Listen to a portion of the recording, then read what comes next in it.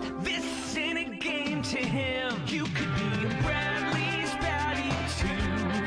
You could be a Bradley's baddie too. So join Jovan and get your critical cap on. 'Cause there's a Bradley's baddie inside of me and you. Hey,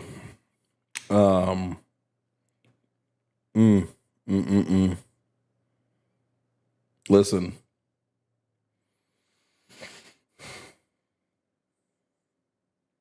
I wish I could come in here and be energetic and happy and all. Oh my gosh, guys, I'm so excited for stream. But once again, the Republican Party has proven to me that they are a shameless party of bigotry, hatred, and all of the rest. For those who don't know, about 30 minutes ago, the House passed H.R. 3492, the Protect Children's Innocence Act. Now, this has passed the House almost unanimously through Republican votes.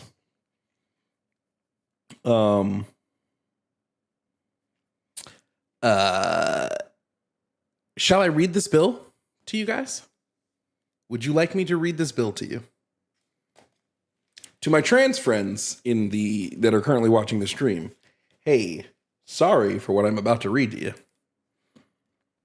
So, HR 3492, Protect Children's Innocence Act of 2025. This bill establishes federal criminal offenses for providing gender-affirming care to minors. This bill also changes the existing federal criminal offenses that prohibits female genital mutilation and related conduct. Specifically, this bill makes it a federal crime to knowingly perform or attempt to perform procedures or provide medications, e.g. hormonal treatments, to a minor for the purpose of changing their body to correspond to a sex that differs from their biological sex. The bill provides exceptions for specified types of surgeries or procedures, including those for treating 1, individuals who have both ovarian and testicular tissue or abnormal sex chromosome structures or hormones, or 2, infections or other harms that result from a previous gender transition procedure. A violation is punishable by a fine, a prison term of up to 10 years, or both. The bill prohibits the arrest or prosecution of an individual who undergoes gender-affirming procedures or medications.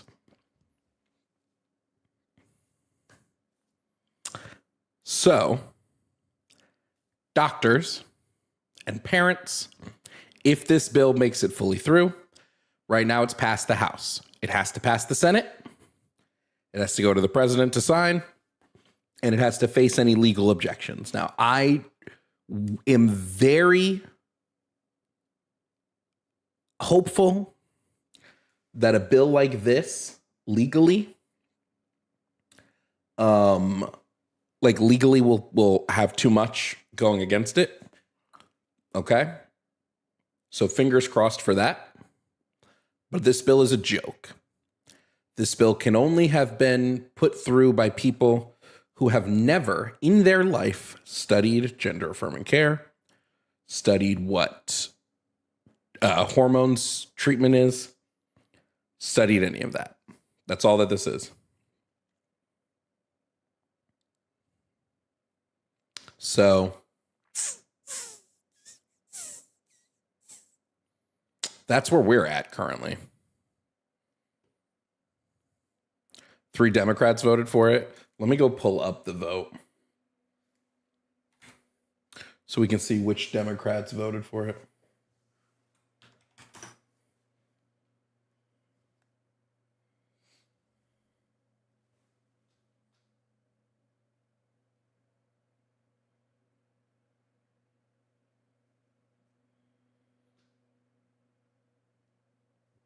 Oh, I'm probably not going to be able to find that online immediately.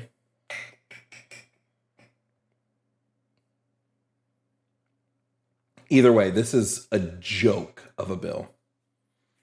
An absolute joke of a bill.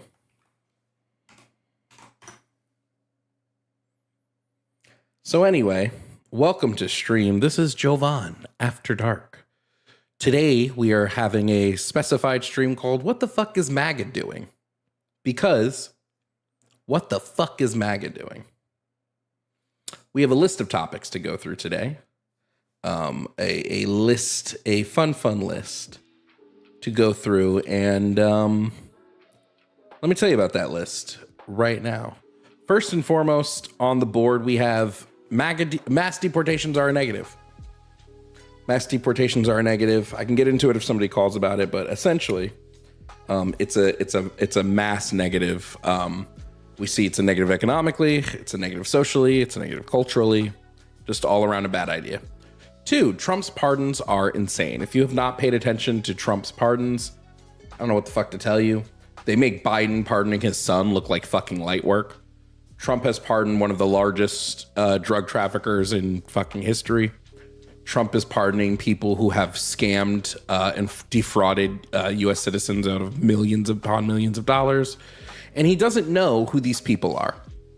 When asked about the CEO of Binance and said, "Hey, Trump, will you pardon this guy? Why?" What Trump said was, I don't know who you're talking about. I don't know who that is. So it's very clear. It is very clear that Trump is selling his pardons. Number 3, MAGA hates the LGBTQIA+. We just talked about this. There's really no reason to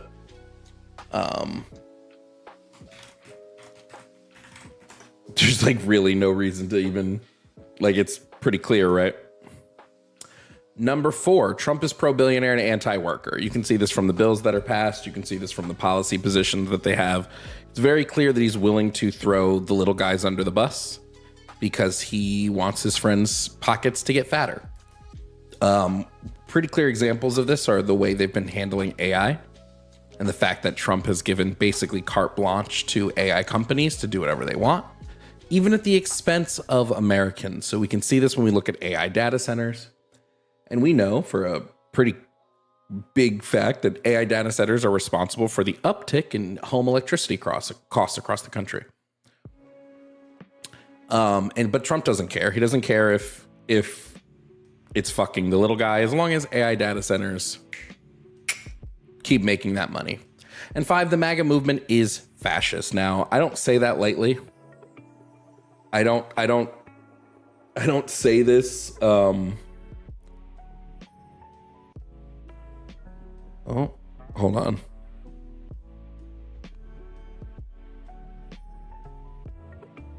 I'll be right back. I am also watching. They've got the kid, and they're awake real quick. So just hang out, and I'll be back, and we'll continue these debates.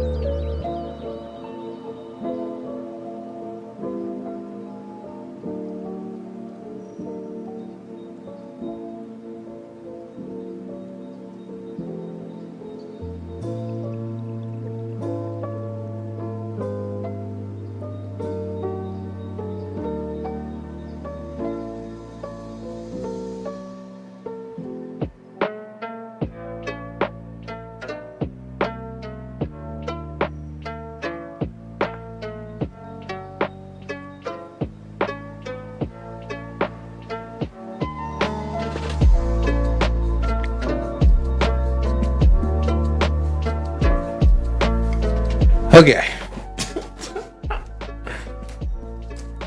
Sorry about that. Unfortunately, if the child wakes up, I have to go. They are more important than all of you, so love y'all, but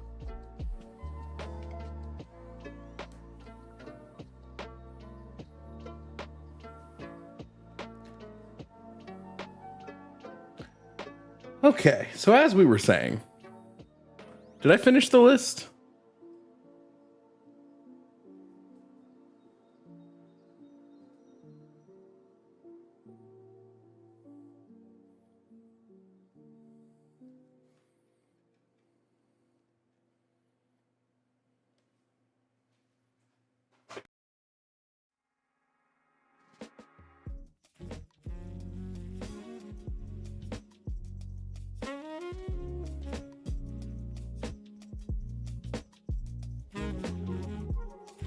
Oh, I was in the middle of Maga is fascist. Okay, cool. I mean, I don't really know how like how much I have to defend that one. Like, it's pretty clear, right? One of the key tenets that I think Maga is doing pretty hardcore is that whole the enemy is strong but also weak thing. Like, you kind of heard it in the call that I had with that dude about COVID. It was, the Democrats are creating COVID, and it's this super strong virus that's killing so many people. But also the Democrats are so bad at handling COVID. Like, what?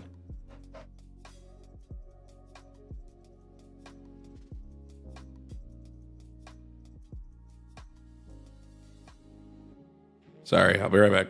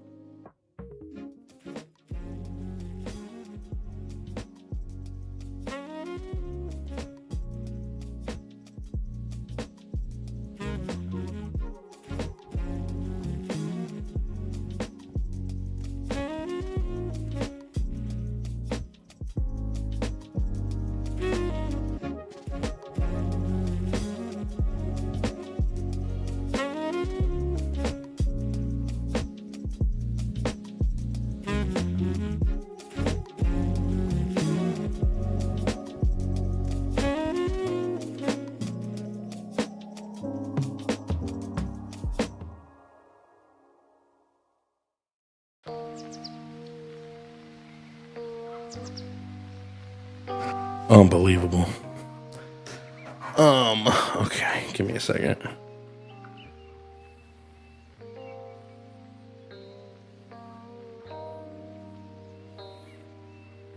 Hey, one thing I'm not going to tolerate in YouTube chat is anyone saying anything about my child. Sorry, bye, see ya. You're just gone. End of story. There's no second chances on that. If you say anything negative about my kid, you're gone. Plain and simple. So mods, keep that in mind, please. Thanks.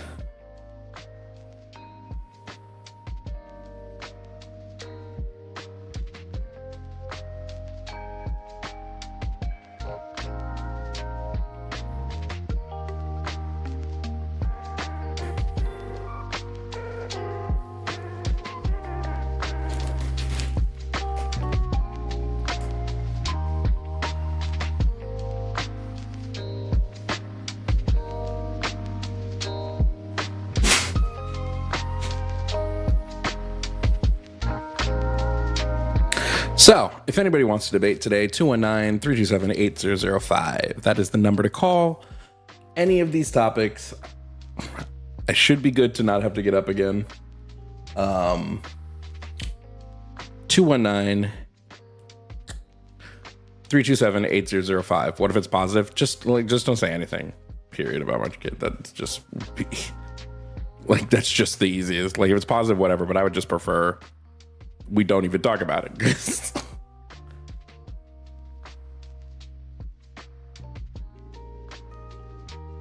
Is it ending or starting? We just started.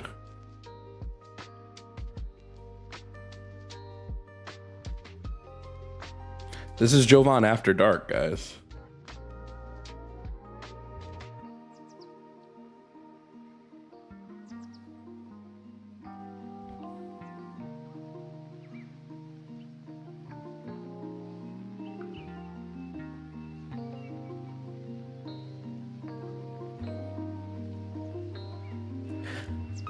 I cannot believe this House bill, dude. I really can't. Like, what the fuck?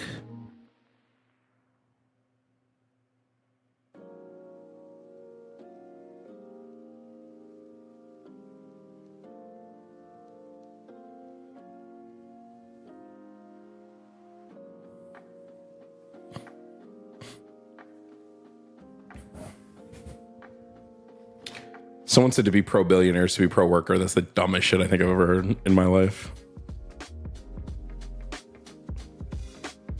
If you start punishing large businesses with higher taxes, they'll just leave. How come that hasn't happened? Like, ever?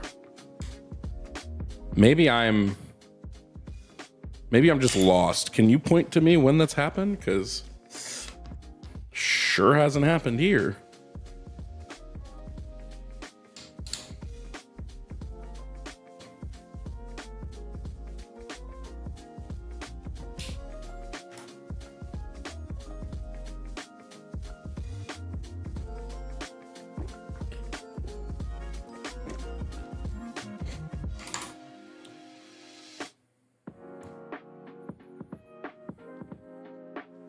We'll see if conservatives stop being pussies today. And I'm not even like like racist shit. I'm just gonna start blocking people.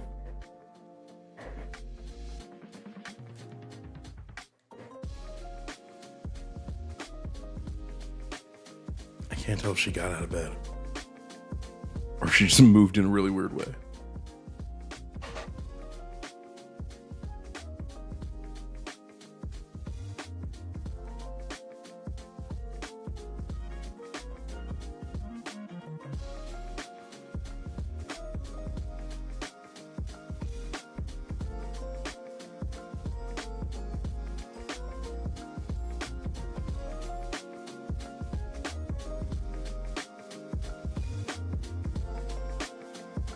We Gucci.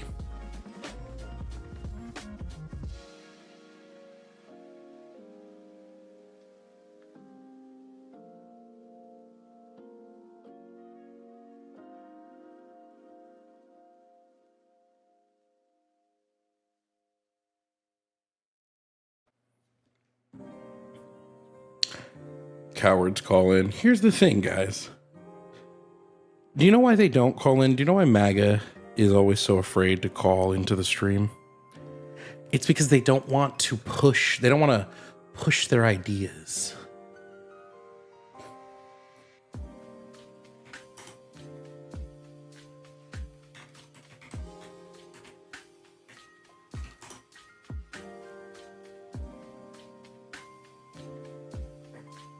Anyone who says that Nazis were socialists are the dumbest people on the planet. I mean, I don't know how many times Hitler could have said, socialism's bad. I hate socialism. And y'all still parrot that fucking shit. Just admit you're a fucking Nazi supporter. Like, just admit it.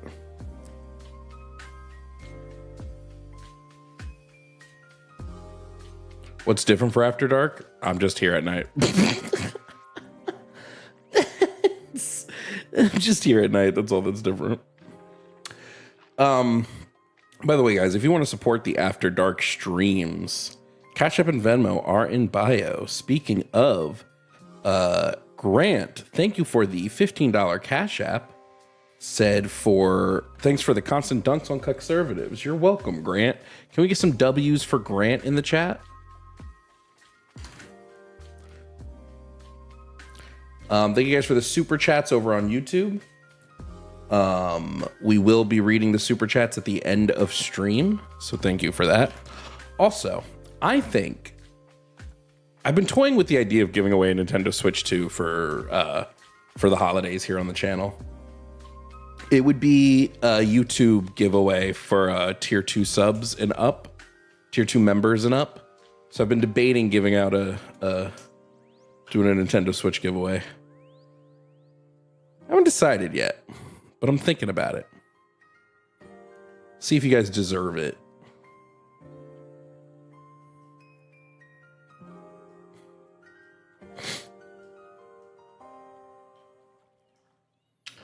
Okay, looks like we have our first caller of the evening. Coming up here on Jovan After Dark, we have Michael. Michael wants to talk about mass deportations and does think they're a positive. Michael, if you can hear me, please come up and provide me your age and pronouns.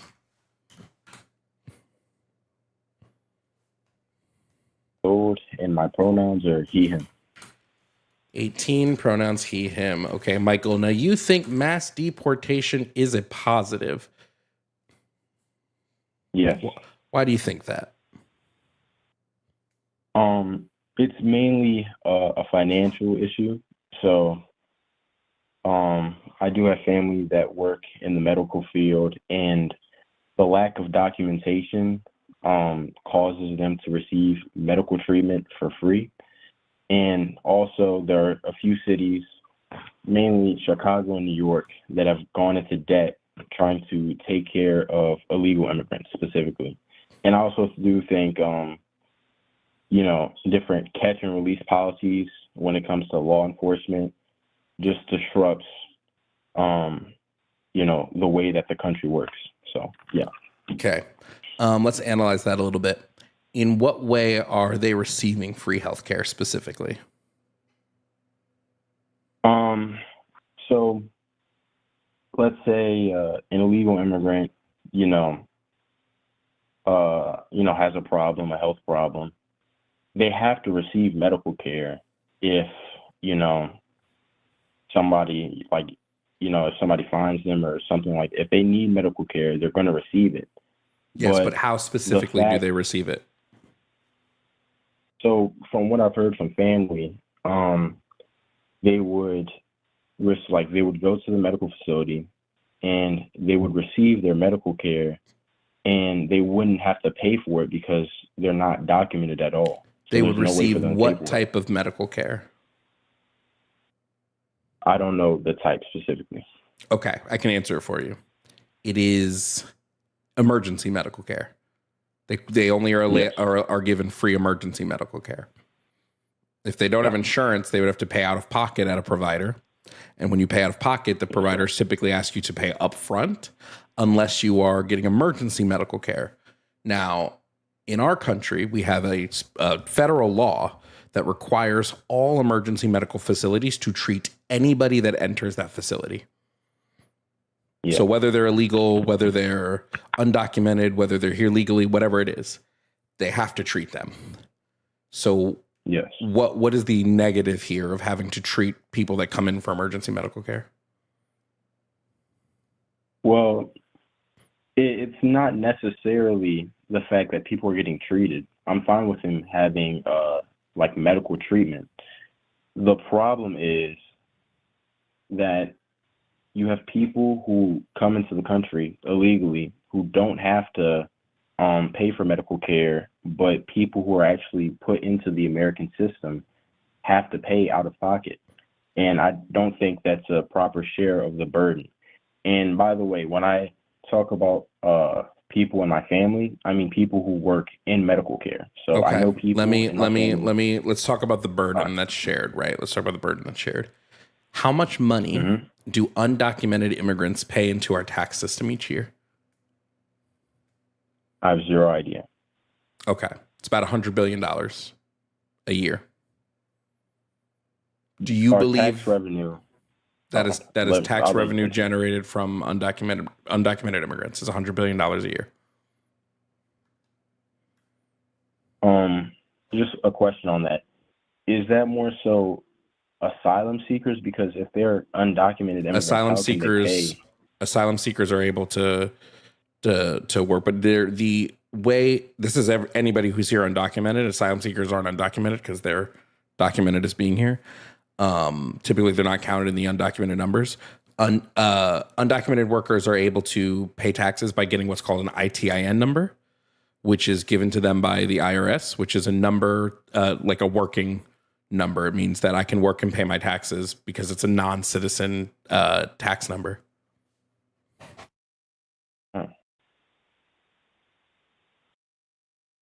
Okay. Well, yeah, I didn't know about that. Yeah. So do you know how much money in emergency medical services undocumented immigrants use each year? No, not the exact number. So the total amount that was reimbursed to Medicaid for emergency medical services was $3.8 billion for the 2023 fiscal year. 2.8 billion. Okay. 3.8. So they're paying almost $100 billion, and for medical services, they're only using about $3.8 billion. So does it seem like it may be unwise to say that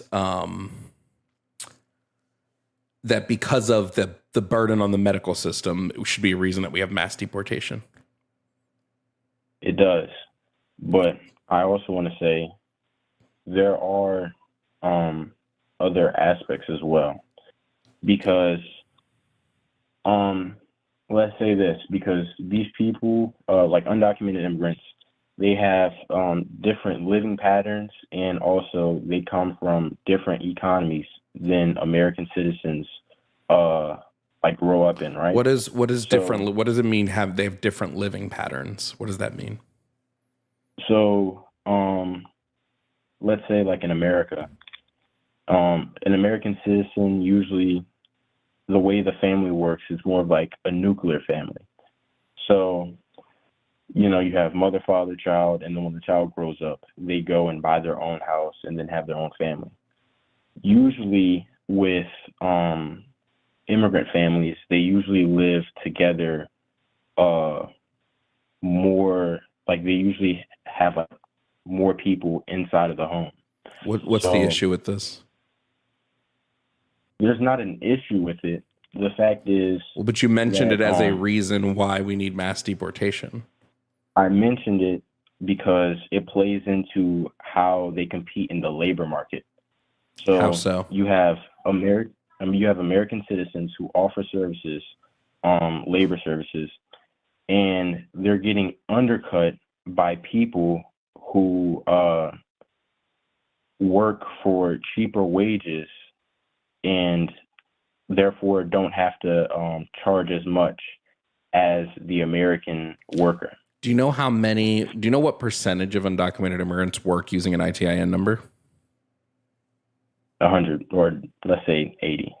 It's between 50 to 75. It just depends on it just depends on multiple factors, but typically it's between 50 to 75. Now, if they're working with an ITIN number, that means they're working above the table. So they would be working for whatever the minimum wage is in that area, right? So upwards of 75% of undocumented workers are working above board. Are they able to undercut if they're working legally for minimum wage? That doesn't seem like an undercut. Well, then the type, because it's not just working for minimum wage at say a McDonald's or a Whole Foods. It's more of like carpenter jobs or jobs on houses or lawn care or construction jobs or things like that. Usually immigrant workers work these jobs for cheaper. And just like how we export factory work to foreign countries, and those foreign countries are able to undercut us on the price, it's the same thing with illegal immigrants who work and are able to undercut American citizens on their price for their services. Okay. So when we're talking about labor, when we have areas that engage in this mass deportation, do U.S. Citizens then take up that labor that's been missing, that the undocumented migrants are no longer doing? Do U.S. citizens step in and take that labor over? Well, just as we export factory jobs to foreign countries, it's not going to magically reappear when we start putting tariffs on people. So I do think that it's going to take some time for the labor market to adjust to how things are done. So wait, what do we do with these jobs that undocumented migrants were working? They stop working, whether they're deported or some of them have stopped because of fear of deportation. And then those jobs sit and go unfilled. What happens to those jobs if they sit unfilled for long enough? Well, that's where my problem comes in with how they're being handled right now, because I think it's being done too abrasively. But I do think that there is an American labor market of American citizens that is kind of not receiving much work due to the presence of illegal immigrants. So I do think that it wouldn't, like, the labor market would just collapse. Okay. So what we have found, what we have found when we look at immigration. So Brookings has put together a list of sources that have found that undocumented migrants have little to no effect on U.S. citizen wages, job growth, impact. Like, they have little to no impact on these things. So if this is the case, why would I justify mass deportation using this? Well, then again, it's more of a, like, these are wages when it comes to registered employers, like Yes, Whole but Foods or again, McDonald's. when we're looking at these things, we don't see a reduction in native wages.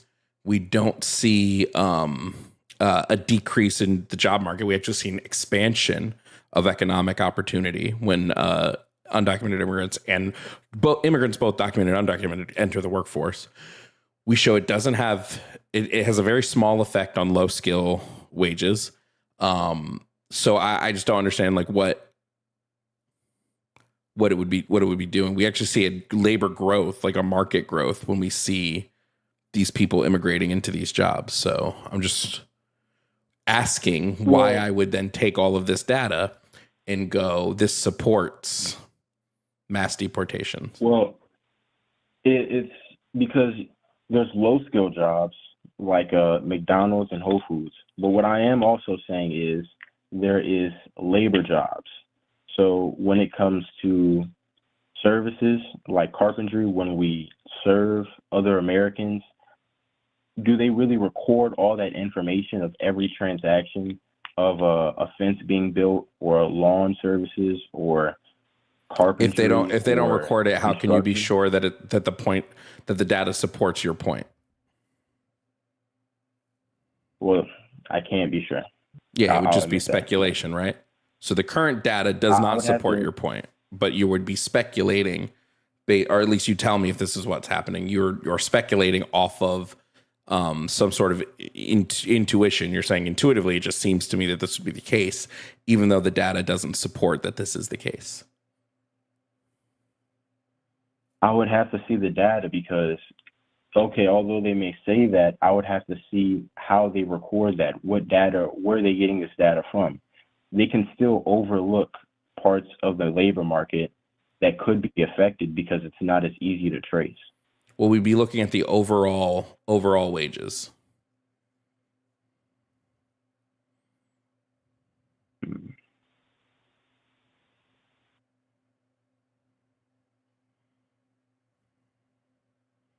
Well, yeah, I honestly, I don't have any rebut to that. Okay, so it seems like, at least based on the conversation we've had, it would seem like healthcare and employment isn't actually a reason we should focus on mass deportation. Is there another reason that you think we should focus on mass deportation? Well, I do think another reason for this, but this isn't as big as the other two, is from crime and talking about, different catch and release policies under the previous administration, and just lack of documentation in general when it comes to crime. Okay, so let's be specific about the crime, right? So let's just analyze the crime a bit specifically. When you say the reason for mass deportation should be crime, are you saying that there is an increase in the crime rate as undocumented migrants enter the country that is disproportionate to population size? Well, I can't really be sure about that. I mean, I'm sure, at least compared to the average American, that may be the case, but not in a substantial way. My problem is mainly, like situations where a criminal is, or like somebody who commits a crime but is undocumented, commits a crime, and then they're caught, and then they're just released again because they can't really hold them or process them like an American citizen. Well, yes, they can hold them and process them like an American citizen. What do you mean by they can't? What's stopping them? Well, at least in the situation that I heard from the Ukrainian girl that got stabbed, they had arrested this guy prior. You're talking about Laken Riley.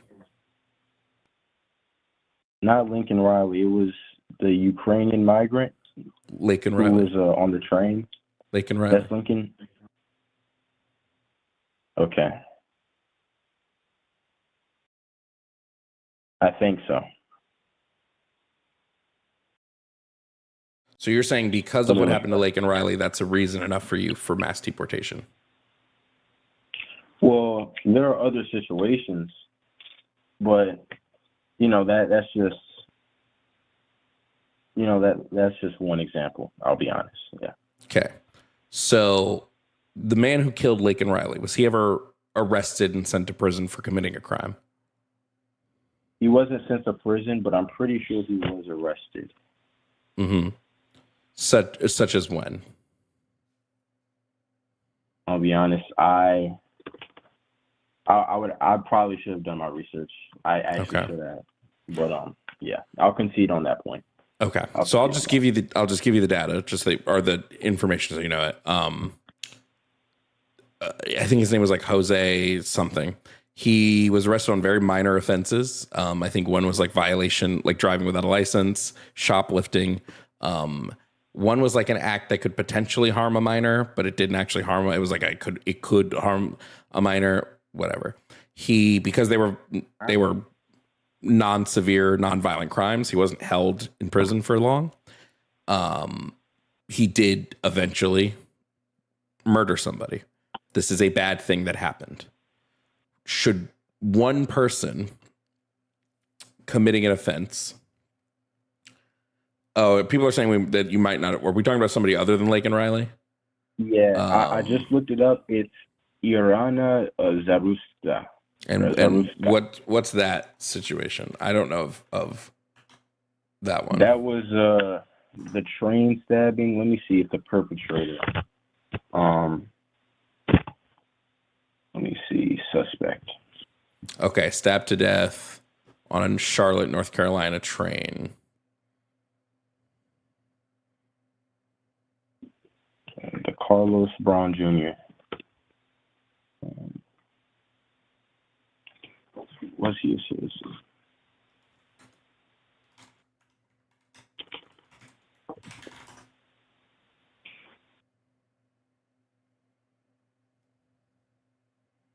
Oh, he is a U.S. citizen. Yeah, so I guess that one doesn't really. Yeah, that one matter, right? Can I talk about one more point, and then I'll be over. Okay. This is on a different subject. Okay.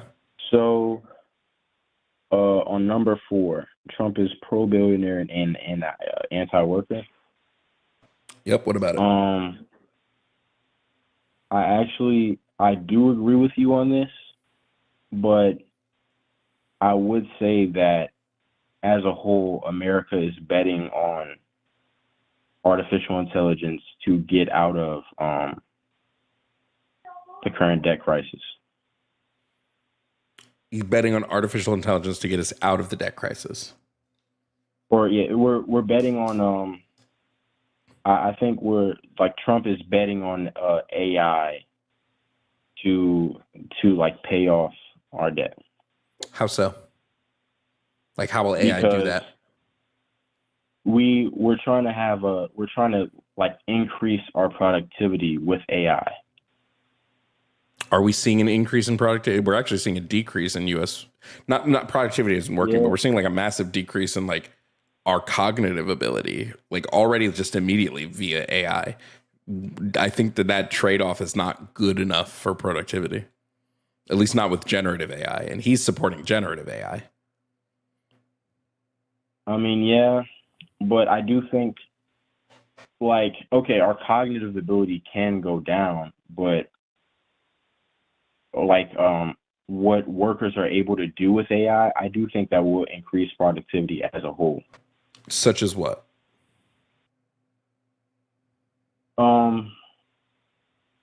Well, like grunt work. I know I'm saying this very bluntly, but like work that can be like automated, people can use AI um to like increase productivity or do things that are just time consuming. Yeah, but are they doing that? Are they doing that in like a beneficial way? Because it would seem that it's not. I mean, when we look at least corporate entities, AI is like directly linked to the rise in corporate debt. Yeah, because they're investing so much in the AI that they think that it's going to bail them out. I don't believe in it. I don't believe that it's going to do that. But I'm just trying to put that out there, just to say, like in Trump's defense, people think that artificial intelligence is going to bail them out of their Sure. current What do we think situation. of the trade-off for the fact that AI data centers are directly being linked to the rise in at-home electricity costs? Oh yeah, I disagree with it as well, especially with RAM prices and all these other things that are going up because of AI. So do you think investing in AI is a net positive trade-off for all of these things happening, or it might be a negative?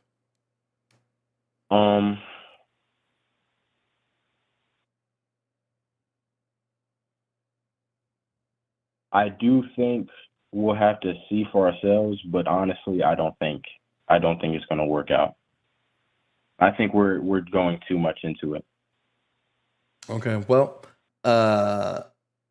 Michael, somebody did want us to move on from the conversation, and we've been talking for 20 minutes. All right. So thank you for sir. calling. Hopefully you rethink the undocumented, the mass deportation stance that you have now after getting all the new information. Oh yeah, I'm just trying to learn, with everybody, what I'm trying to say. I'm just trying to learn from people. But yeah, thank you for this conversation. Yep, very nice. No problem. Have a good day. You too.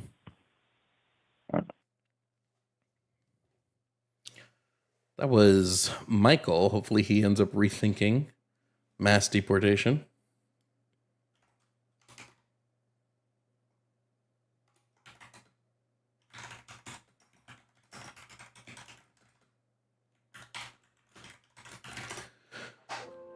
Remember, guys, if you want to support Jovan Bradley After Dark, there's a few ways to do that. First of all, shout out to Ava for the Venmo and Drew for the Cash App. Thank you guys for directly supporting the show. This show has no corporate sponsors, no corporate backers. Everything is done via support from viewers like you. So if you do send a tip to Cash App or Venmo, that does directly go to keeping our call and lines open. So thank you so much. Thank you to everybody that's subbed over on Twitch. We have Frost MS. Shout out to you for gifting 5 subs to the community. Marissa8T, thank you for subscribing for 6 months at tier 1 over on Twitch. Sam's Art Mess, thank you for resubscribing with your Amazon Prime over on Twitch. Cynical One, thank you for the bits over on Twitch. Ice Freak, thank you for resubscribing for 6 months at tier 1. VHS Hal, thank you for resubscribing with your Amazon Prime. And Yemye, thank you for resubscribing with Amazon Prime. Shout out to you guys for supporting the stream. Thank you to our super chatters over on YouTube. All super chats will get read at the end of the stream, even though they're mostly all from sheep. So it's mostly going to just be sheep's stuff being read. And shout out to people. Shout out if you're a YouTube member. Shout out to you. Tier 2 members and up especially. Thank you for helping me make content and helping me continue at night. Ooh, what was that? Shout out to Addy the Fatty for the gifted sub. Thank you for gifting a sub over on Twitch.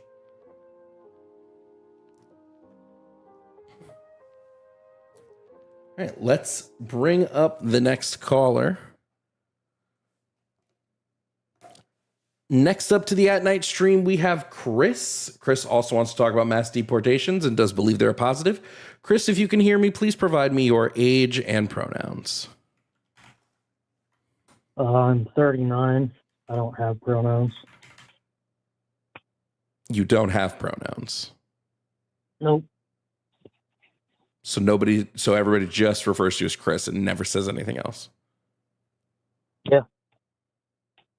You sure about that?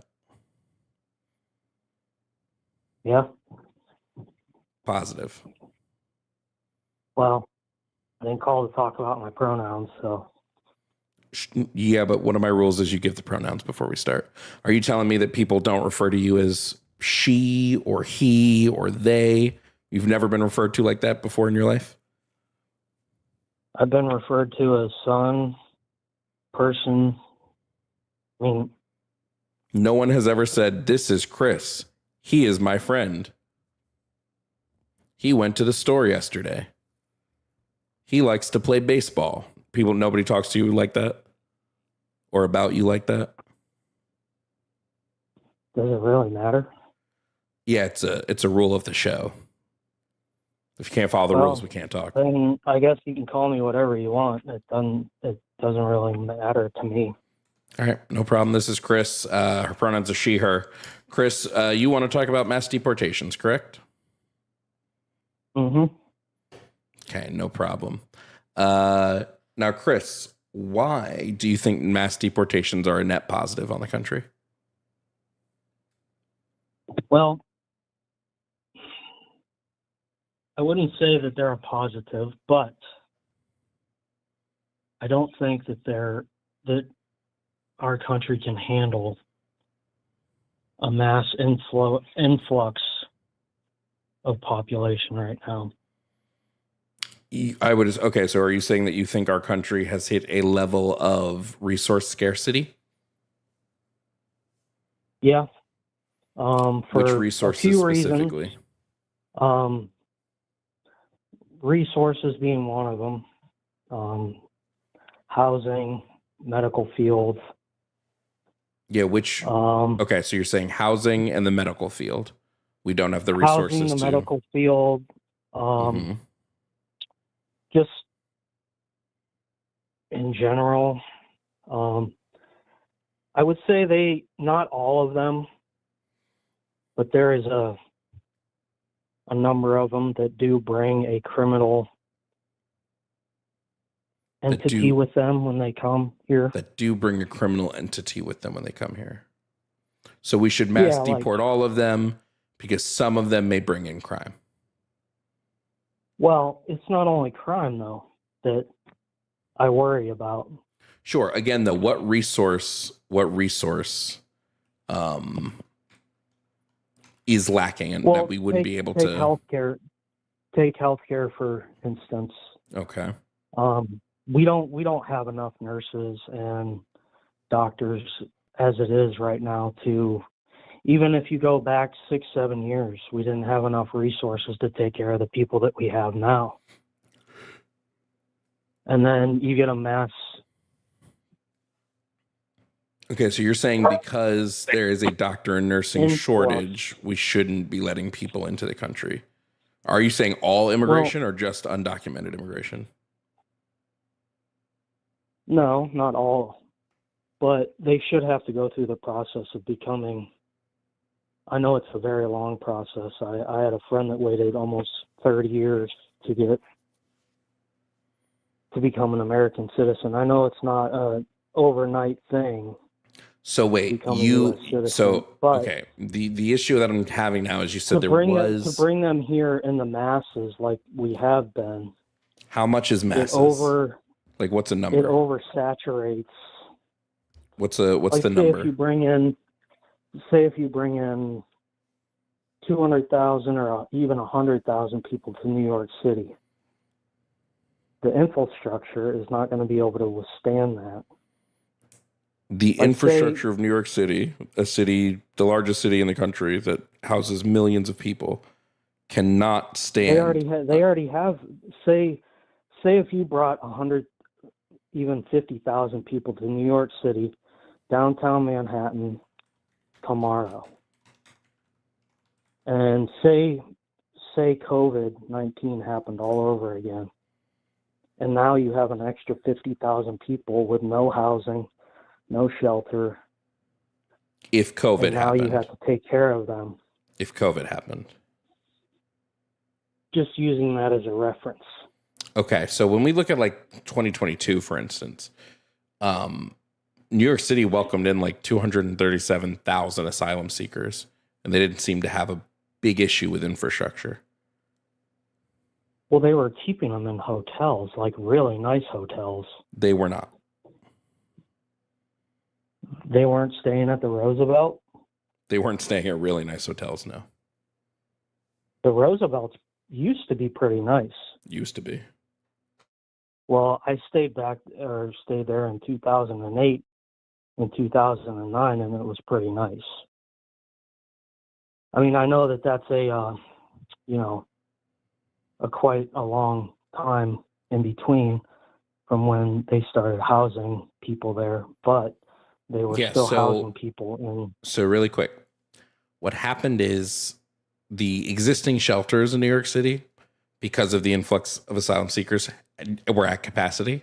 So in an emergency measure, New York City said, okay, you guys can stay in some hotels. They weren't staying in like 5-star resorts.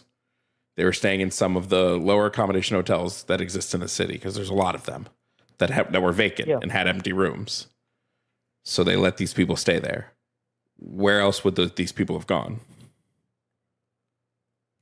Well, that's kind of my point, is now their shelters say for U.S. citizens, veteran, whatever, people that lost their job or something need to go to a shelter, and that's what they're there for. But now you have a mass influx of people that are coming here with, like, I don't agree with, like the governor of Texas sending a whole bunch of people to New York City like that, just to show his behind.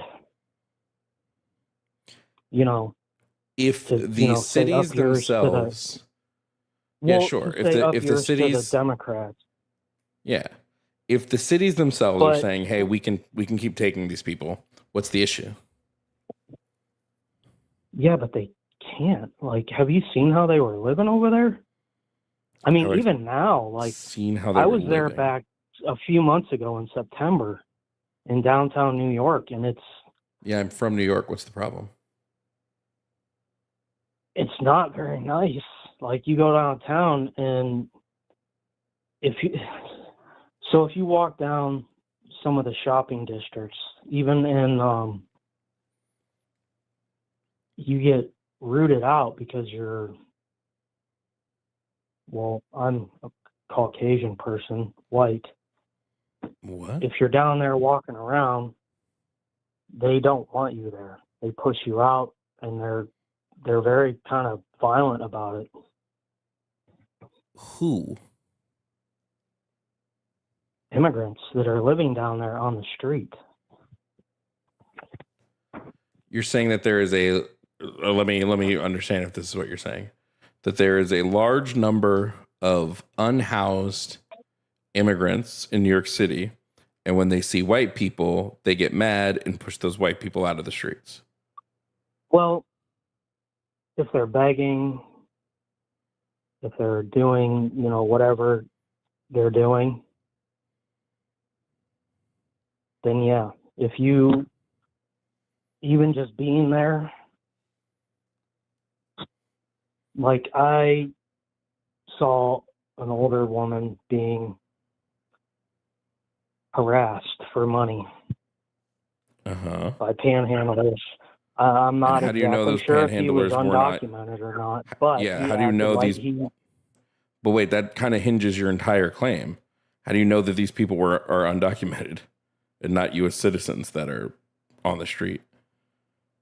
Well, 9 out of 10 of them didn't speak English, and I'm That not saying that is, but doesn't tell me whether they were undocumented or not. Plenty of U.S. citizens don't Yeah, speak but English.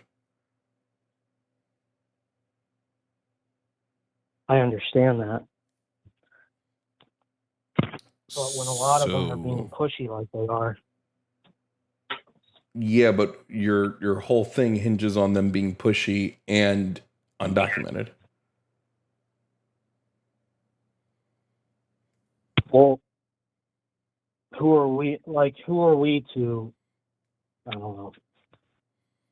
To assume? The whole thing is kind of narcissist.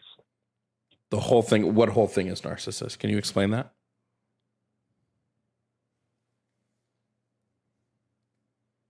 Oh, Chris hung up.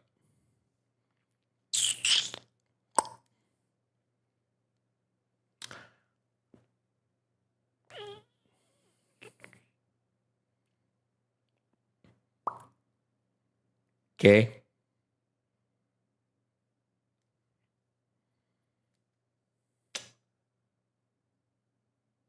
All right.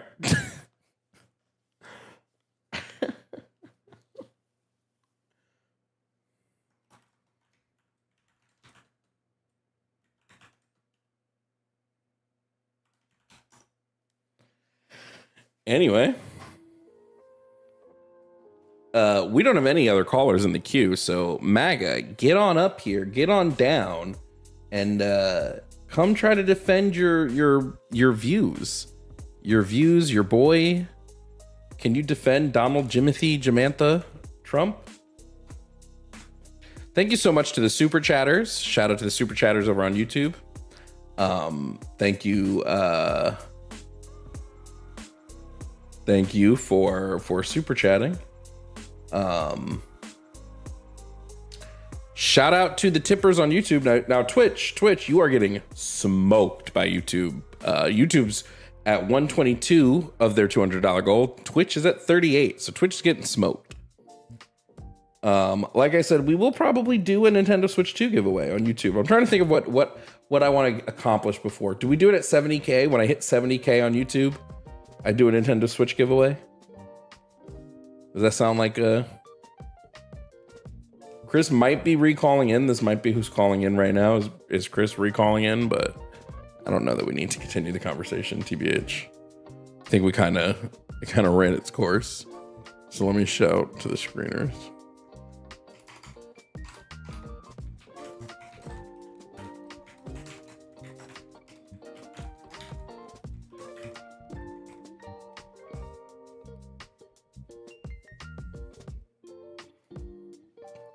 So anyway,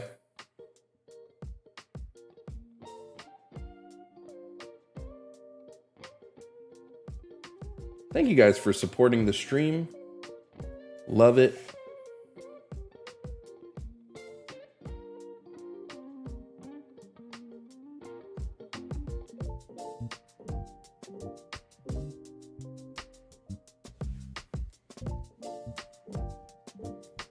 Twitch is not supposed to be the broke boys YouTube viewers are. What the hell? I would never call you guys broke boys, please.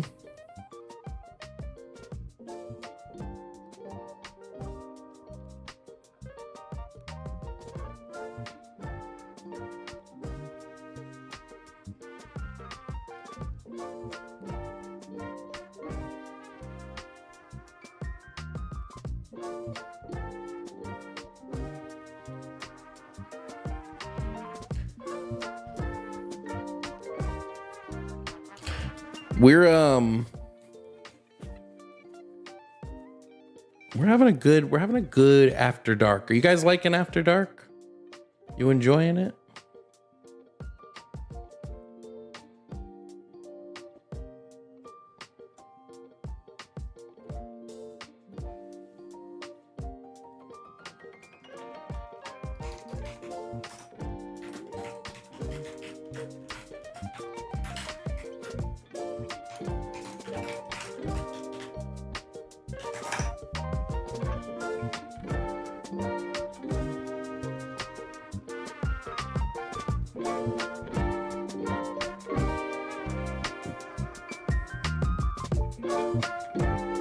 We need some sexy saxophone background music. Hey, yo.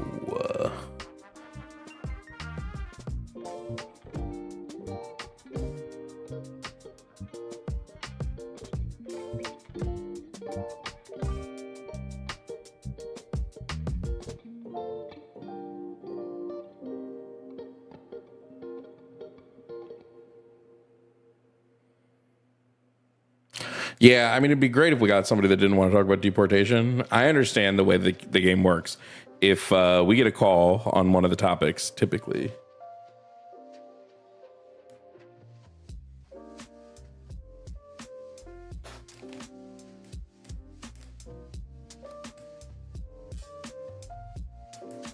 The fuck? Typically, whatever the first topic is ends up being the topic for the evening. So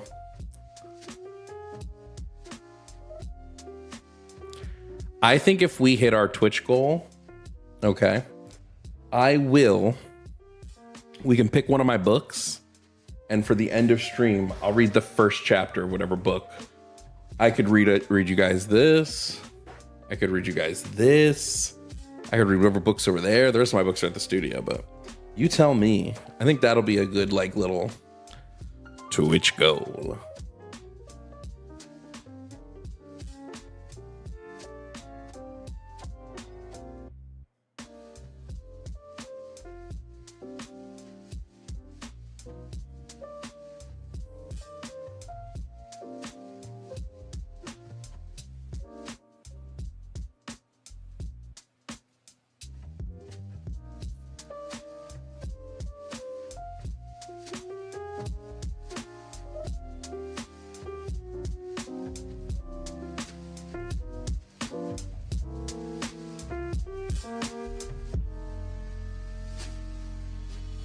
Yo, Marissa, thank you so much for the $25 Venmo. Said I'm loving After Dark. I'm so glad. I'm glad you're loving After Dark. Hopefully it can continue to be a source of entertainment for you. Tomorrow we may have another After Dark stream, but we'll also have our a day stream, so be excited. Jovan's bedtime story, deadass.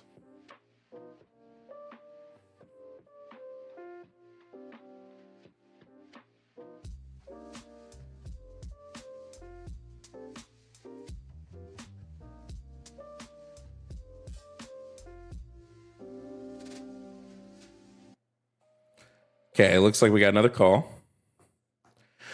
Coming up onto our After Dark stream, we have Dominic. Now, Dominic thinks there's no way Trump is pro-billionaire. No way. Well, let's find out. Dominic, if you can hear me, please provide me your age and pronouns. Hi, my age is 18 and my pronouns are he, him. Okay, now, Dominic, you think Donald Trump is not pro-billionaire. Is that correct? That is correct. Okay, and what makes you say that? So, if you start from his budget cuts, correct, you can see that they were clearly cutting budgets for not only tariffs, not only the actual banks themselves, not only employers, but also the government itself to ensure that America as a system had plenty of money to subside and give off to American citizens to pay for their health benefits and to reimburse them. Trump numerous times has reimbursed us with $2,000 plus checks. I wouldn't say numerous times. It was a couple times during COVID because people weren't working. Well, it hasn't been any more time than since during COVID. There's other times before COVID where he has explicitly whether it When whether has he the amount of provided? money or When has he not. provided a stimulus check outside of COVID? He has provided several stimulus checks outside of COVID. 2024, COVID was already a topic What that was what stimulus checks were sent out in 2024? You said what? What stimulus checks were sent out in 2024?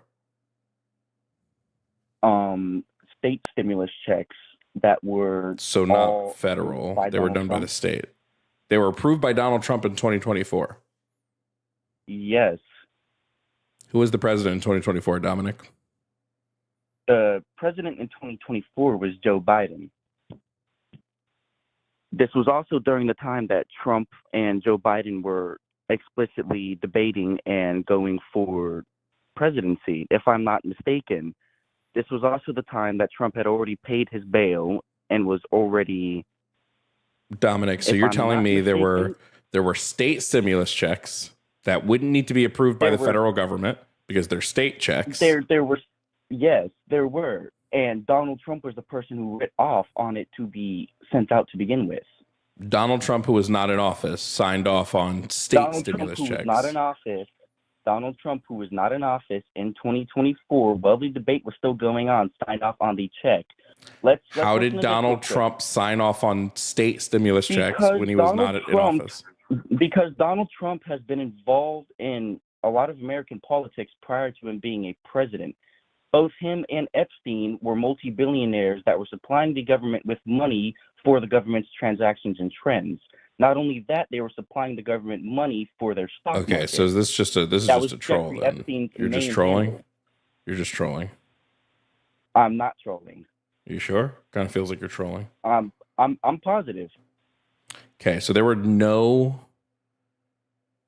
state stimulus checks sent out through federal authorization by Donald Trump in 2024. There was. There wasn't. Okay, so my question is, what makes you think that Trump is pro-billionaire? Well, we can look at his pardons for one. He consistently pardons very wealthy people who have made their wealth via fraud. We can look at his tax plan, which significantly benefits people who Okay, make but- above a certain. I'm sorry. You Okay, wanted when it comes to the the answer, aspect right? of fraud, though, so fraud, something that is committed by the government on a regular basis, is something that is inexcusable when somebody living under the government's jurisdiction does it? I'm sorry. Because all I You're was saying the waiting for you to government do the was- government is committing fraud? In what way? Okay, so let me say this, right? America's been in billions of dollars, not even billions, trillions of dollars of debt to other countries for years. And that's part of the reason why we have maintained access to proxy wars and been in proxy wars. The American government does not pay for their debt via money. They pay for their debt via the American people.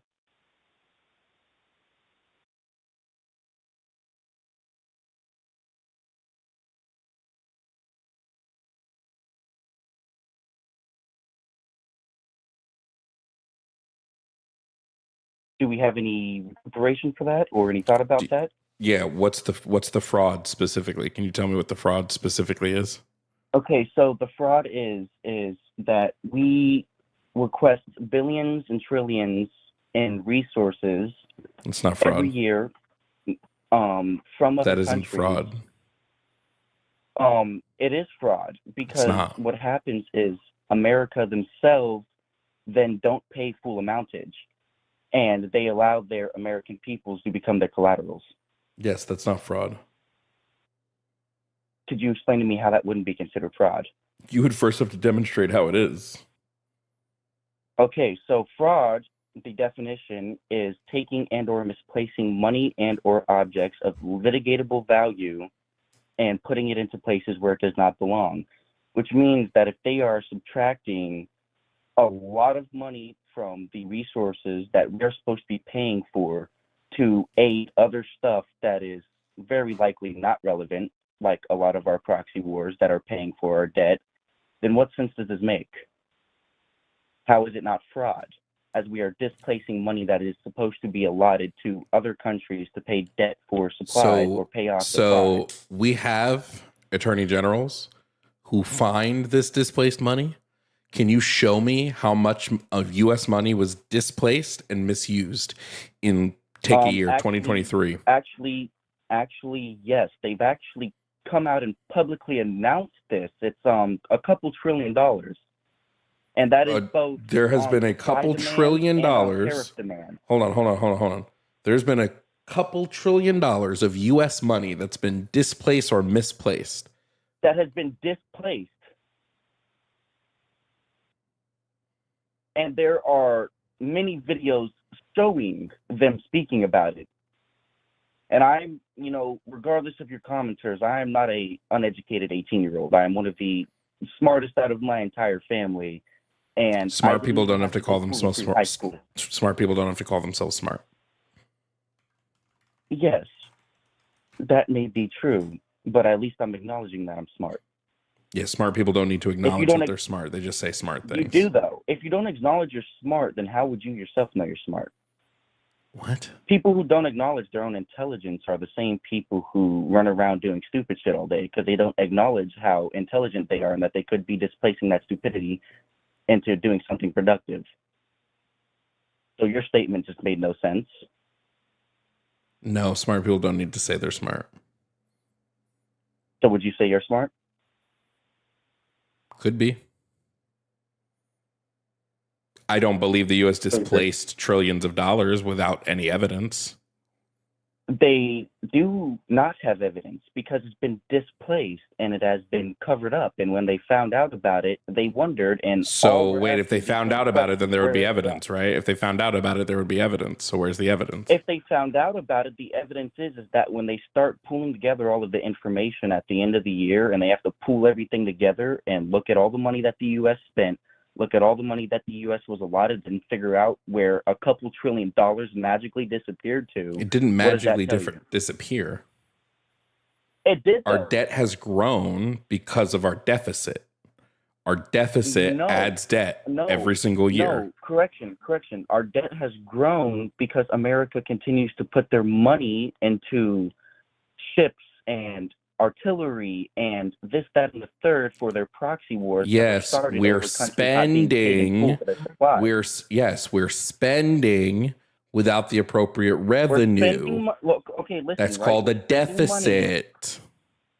It's not a deficit, though. What we're doing is we're spending money to our government's military to allow them to go fight all of these other countries in proxy wars because these countries are mad that we're not paying them in full for the supplies that they are giving us. And then we're raising our own tariffs for importation prices. All stuff Trump is doing. All stuff Trump is doing, correct. But that does not pro-billionaire mean that he's Trump. Pro-billionaire. But that does not mean he's pro-billionaire. Why did he let the head of Binance, why did he pardon him? The CEO of Binance. What CEO of finance are we talking about? Binance, the company. Oh, the company. I don't know. That one on my dime, that one was questionable, only for the fact that you have somebody who's stealing money not only as a formed LLC, but they're getting away with it, and he did let them out, and they went back and did the same exact shit. That one I can't excuse. The ones where he's pardoned people and they didn't come out and do the same exact shit, what can be said for them? The ones where he, like who specifically are you talking about? I don't know by names. I know what a lot of them have done, whether they have murdered people or committed fraud. My question to you is the people who were given a second chance by him didn't come out and do the exact same thing that they did before going in there. Now, hold on, because we're talking about whether Trump is pro-billionaire, right? Or whether he is pro-worker. Okay? Now, Donald Trump has passed considerable policies that benefit the wealthy over the working class. His push for AI, for instance, has benefited Palantir of all companies, Peter Thiel. These people who are massively wealthy off the backs of AI government contracts, while AI has been screwing working class individuals. How is this being pro-worker and anti-billionaire? Okay, so here's one thing I can say. During the shutdown of TikTok, Trump released a cryptocurrency. Now, where he scammed I'm 18, people. And I'm not a billionaire in any way, form, or factor. Now, I did invest into said cryptocurrency and did gain a substantial amount of profit. What about the tons of people who got the rug pull? The tons of people who got the rug pull because they were more concerned about TikTok and it getting banned than the ability to invest in a coin that was going to blow up the moment TikTok got banned. Wait, do you know People what? had the opportunity to jump in. Wait.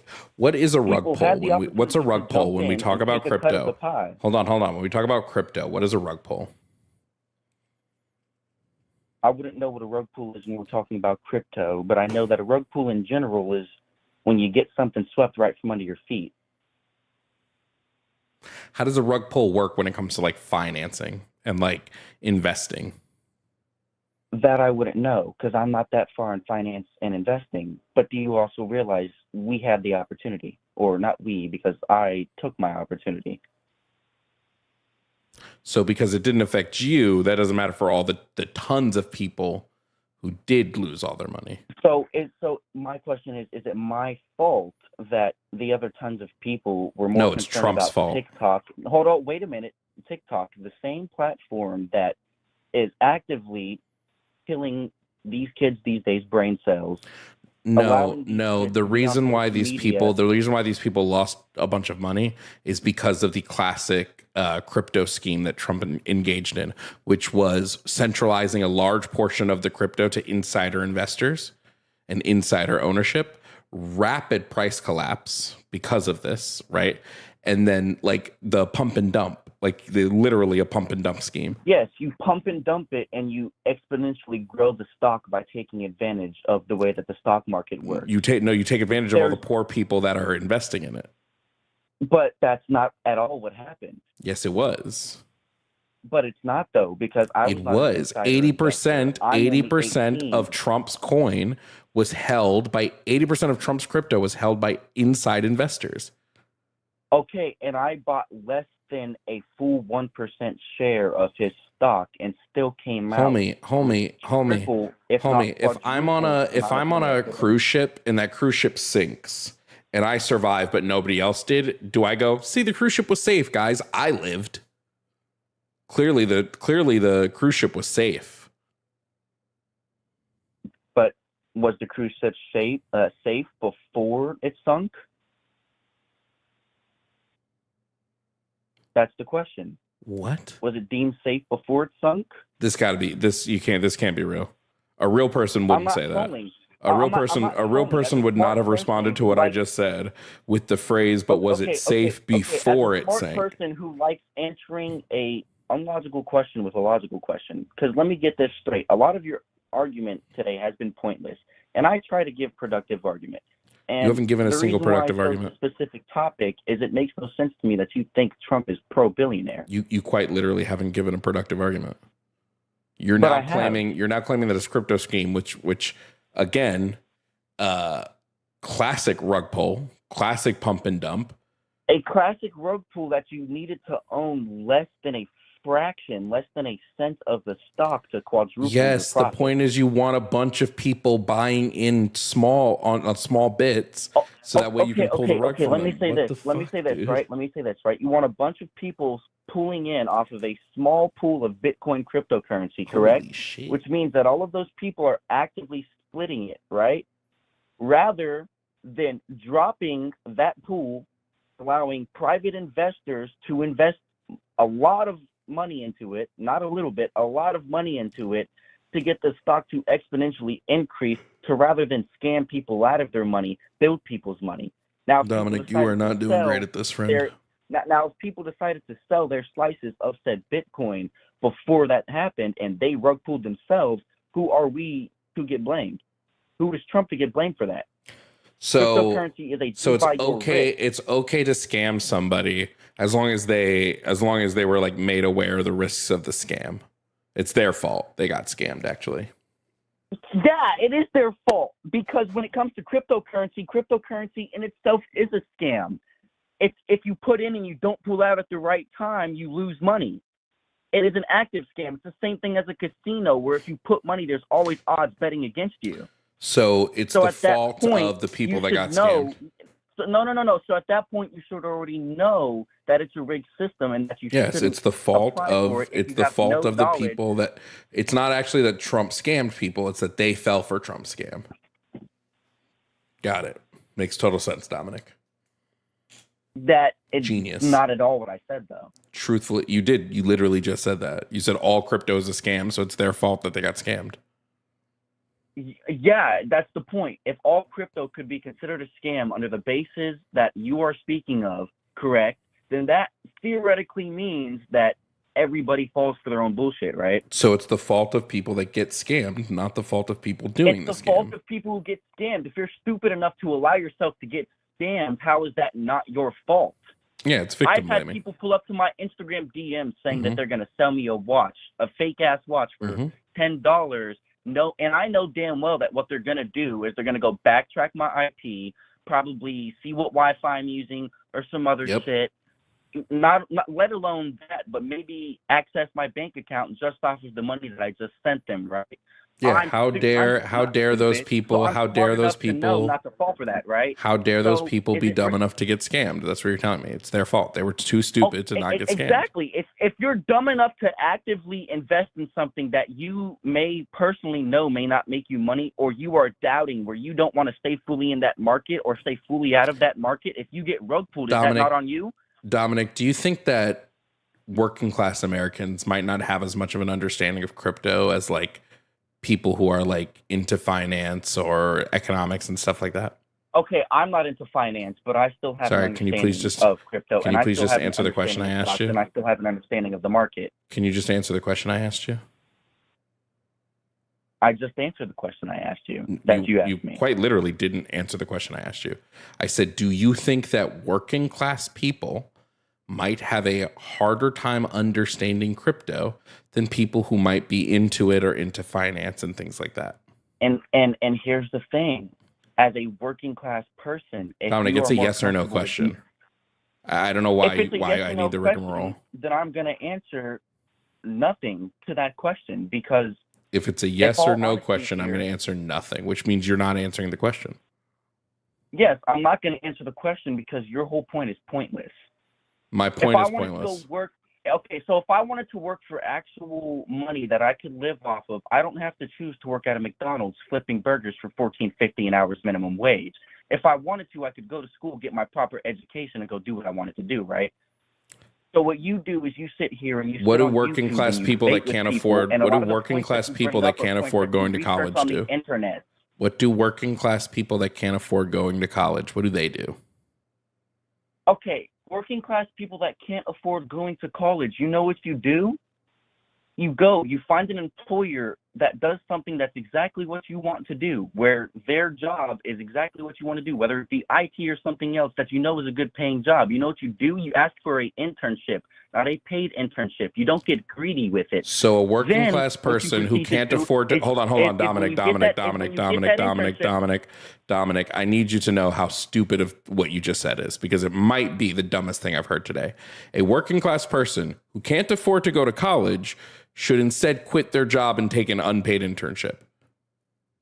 I never said they had to quit their job. So how are they going to work their job and also do a full internship? Okay, you can work your job and do a full internship where you are still learning the skills that are necessarily required and How? managing your time and managing your money. What happens if my job and the internship take place at the same time? Which one do I go to? You know what you Oh wow. You see, and this is how I know you're an idiot. You know what you do? Oh. You call your job and you Uh-huh. ask, "Hey, I'm not going to be able to make it today. My other job is requesting that I come in. I will come in on another day and we can schedule this for What another if day." my job is a 9 to 5 and the internship is also a 9 to 5? Then what If do I your do? job is a 9 to 5 and the internship is a 9 to 5, 9 to 5 is how many hours if I'm correct? That's 7 hours, if not 9. 9 hours in a day. There are 24 hours in a day, which means that you have the opportunity to work more than one 9 to 5. If I'm not You mistaken, can't work that more if than you one wanted 9. to put in the effort. Dominic, put in- Dominic, what do you think 9 to 5 means? A 9 to 5 job What is that? What does that is a mean? job that you work. Okay, you know what? Before I answer this question, what's your definition of a 9 to 5? That's not how this game works, Dominic. It's because you realize, oh shit, I don't think I know what 9 to 5 means. So let me ask this guy what he thinks 9 to 5 means. Dominic, what does 9 to 5 Oh, I mean? know what 9 to 5 means. I'm So not what an does it idiot. mean? That's what you get mistaken. A So 9 what to does it 5 mean? is a job that you work from 9 o'clock in the morning to 5 o'clock in the afternoon, or the flip, Great. 9 o'clock at night to 5 o'clock in the morning. No. It is quite literally just Yes. 9 in the morning to 5 in the evening. That's it. There's no 9 at night to 5 in the morning. That's not considered 9 to 5. It's considered that's an what a overnight 9 job. to 5 job is. So A how 9 can to I 5 work? job is a job How can that I consists work? of 11-hour shifts How can I or work less. 11 hours? What are you talking about? It's 8. In a 9 to 5 job, You work an in the 8-hour context shift. of it being said,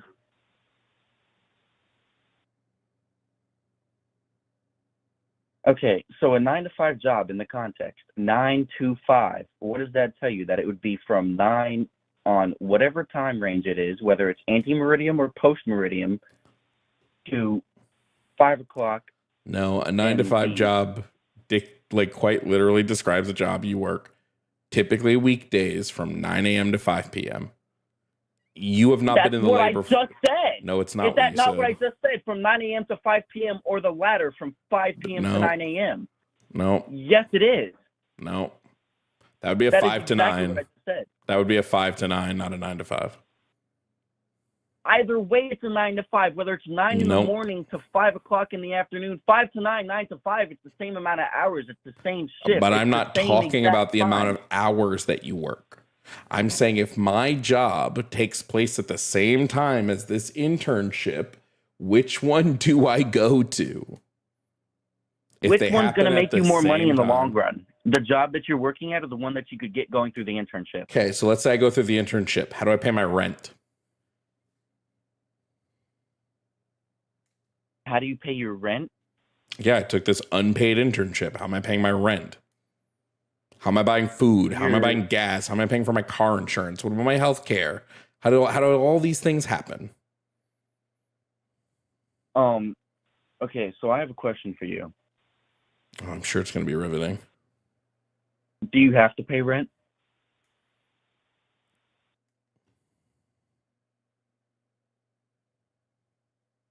Are you dead ass right now? Honest question. Yeah, I'm dead ass. Do you have to pay rent?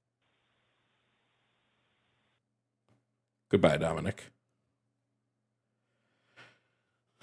What the actual fuck? Shout out to Bamji for wanting to move on from whatever the fuck that was.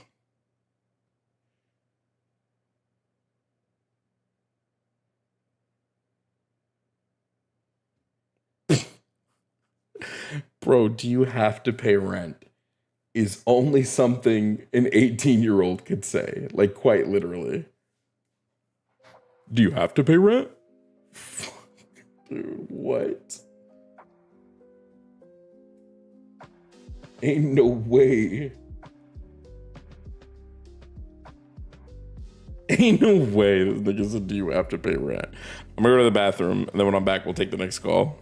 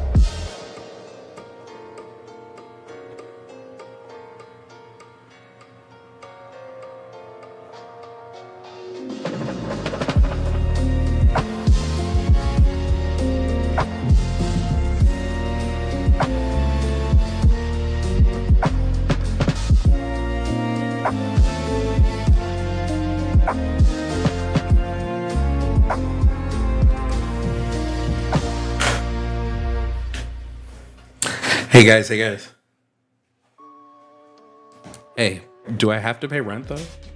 Guys, real talk. Hey guys, quick aside chat. Do I have to pay rent? No way. Anyway, thank you to the super chatters over on YouTube. I promise you we'll read all those super chats at the end of stream. So thank you so much for the super chats.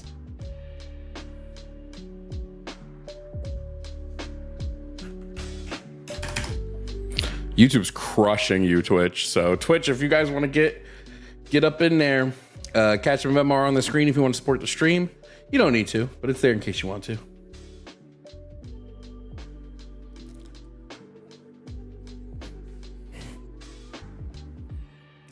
This motherfucker really said, do I have to pay rent? Ron, do you pay rent? I not only pay my rent, I pay my rent early every month.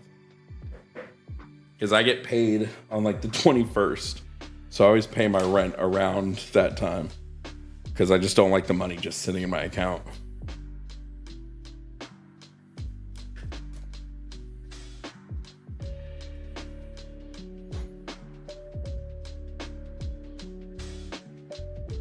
Yeah, I mean, I thank you for the Cash App for your non-existent rent is crazy. Okay. Let's bring up the next person real quick.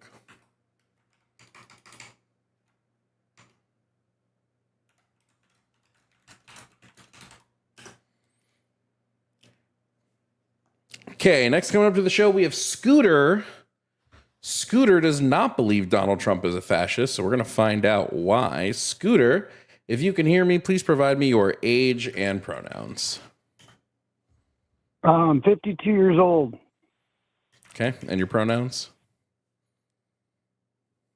He, him, hungry. Okay. Scooter, you don't believe Donald Trump is fascist. Why not? Well, the screener said that MAGA fascist, but it all boils down to Trump. He's the leader of MAGA, right?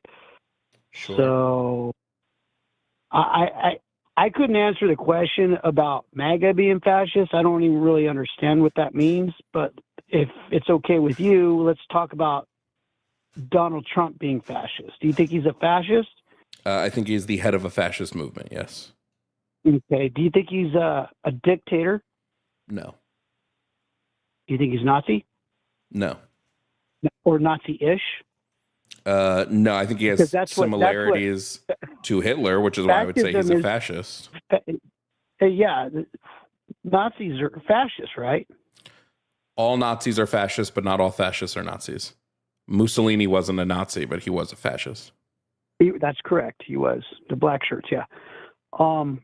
But how do you think Donald Trump's being a fascist? I think him and the MAGA movement align with all 14 tenets of fascism as created by Umberto Eco.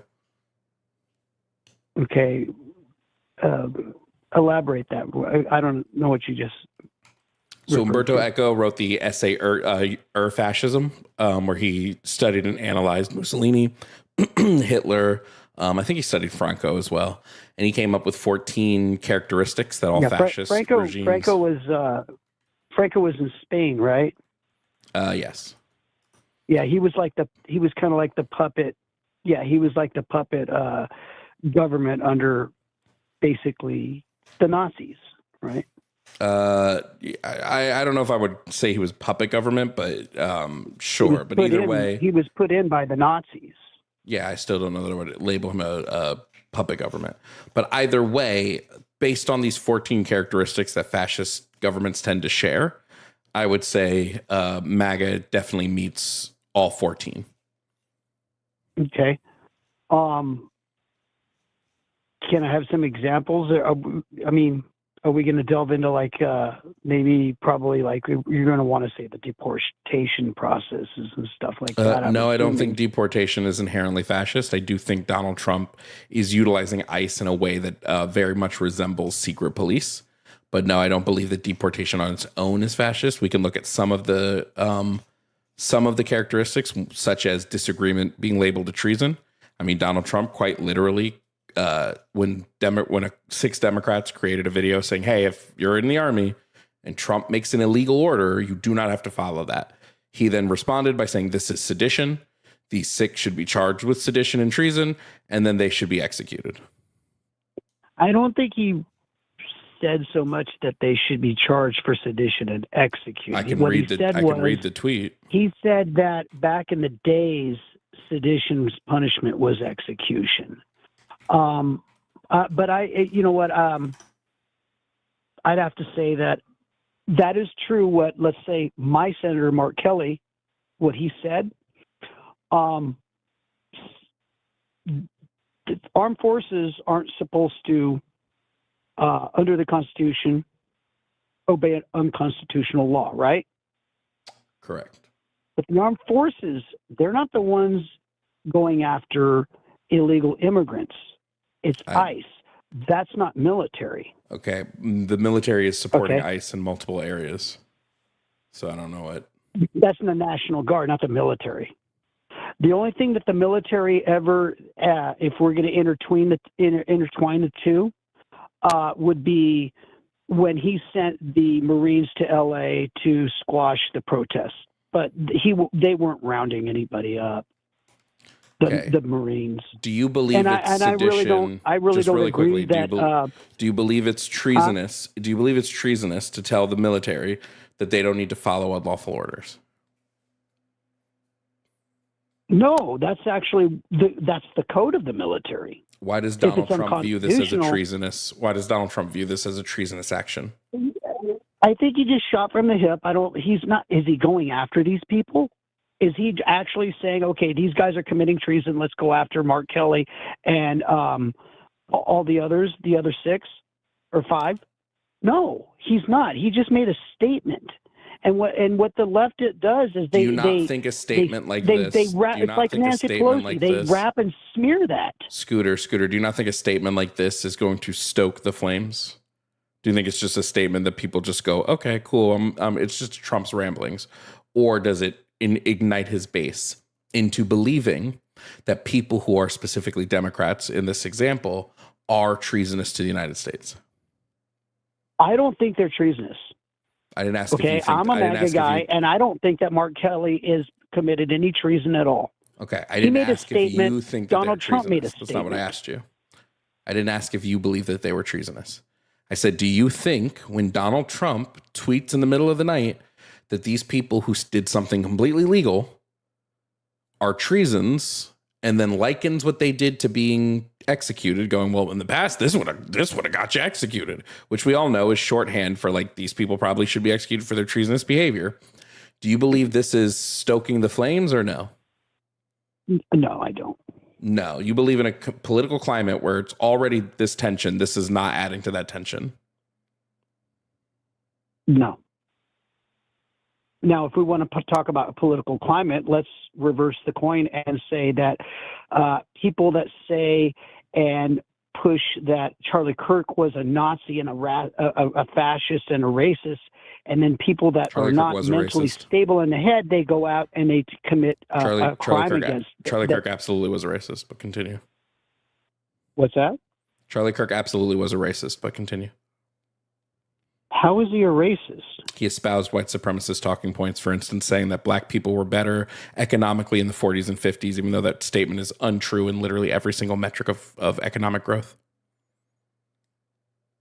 I don't know if I agree with that. You don't know if you... I think that... His statement? I think, yeah. Or with what I said? No, I think that I agree. I kind of agree with his statement. Okay, what metric were black people better off economically in the 40s and 50s? Okay, let's take the Goodyear tire plant in LA back in the 60s. I asked you by what by what metric? Are we looking at income, wage, wealth, home ownership? What metric are we analyzing here? Let's go home ownership. Great. I would choose that. A higher percentage of black people are homeowners now than they were in the 40s and 50s. So next. There's a lot more black people now than there was back then. We would be looking at a rate, so that would be looking at per capita. So it doesn't matter how many people there are, we'd be looking at a rate. So next.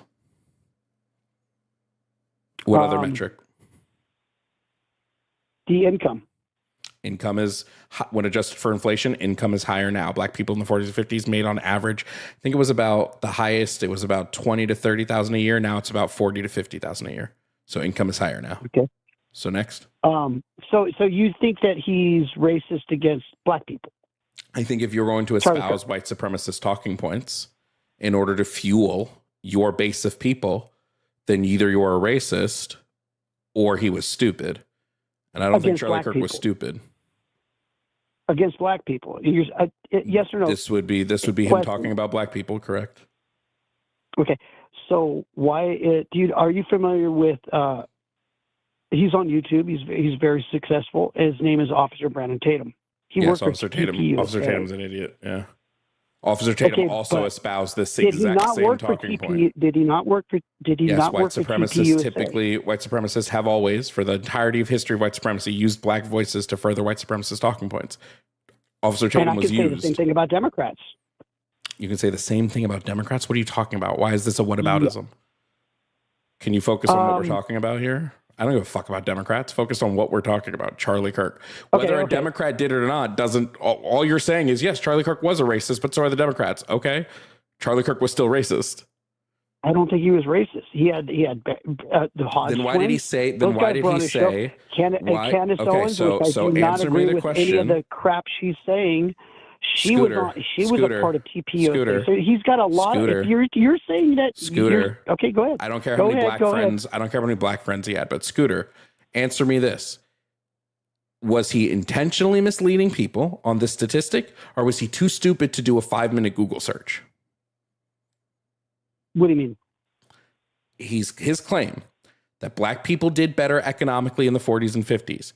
Was he intentionally lying to people, or was he too stupid to do a Google search and fact check himself? I've never even heard anything that I'm going to take your word for it, but I never heard him say anything of the sort. I can play the clip if you want me to play the clip. He did it in the Jubilee video. He did it in a video where he was debating with Candace Owens. You don't have to play the clip. I'll take your word for it. You're the one with the YouTube show, and why would you lie? So then my question, I'll take your word for it. My question remains: was Charlie Kirk intentionally lying when he said this statistic, or was he too stupid to look up this information? I don't know. But I truly don't believe that he was racist against black people. You truly don't believe he was racist against black people? And you know what? I did hear what he said about the something like black people being airplane pilots, right? He specifically mentioned that the airlines would be lowering standards for black people to become pilots. Yeah. That's what he feared, even though there's no evidence of that happening. Go a step further. I mean, here, check me out. Go a step further, and he said something like, I would be nervous if I saw a black pilot, something like that, because of DEI, right? He did say that, right? Even though there was no evidence of airlines ever doing this. No, but he did say that, correct? Uh-huh. Okay. I wouldn't say that. I wouldn't have said that. I'm not like the biggest Charlie Kirk guy. I went to his memorial and all that, and it did seem kind of like a political rally. I was there in Phoenix. I'm not the biggest Charlie Kirk fan, but what I'm trying to say is that he wasn't a racist. He had other people of ethnicities. If not racist, why say racist things? I don't think he said racist things. You don't think it's racist that were to on say the cusp that people can take and twist around like Donald Trump and turn them into racist stuff? Scooter, you don't think it's racist to make a false claim about black people being economically better in the 40s and 50s? You don't think that's racist? Why would that be racist? To say that black people did better in a time where before the Civil Rights Act was passed. That since the Civil Rights Act has passed, we have not been doing well economically. To make the claim that black people are so lost now that collectively they're doing economically poorer, even though that is not true. But You don't still, think that's racist? the question remains: Why is that racist? He's not like slandering I black can lead the people horse to water, all but the I way can't make him across the drink. board across in history.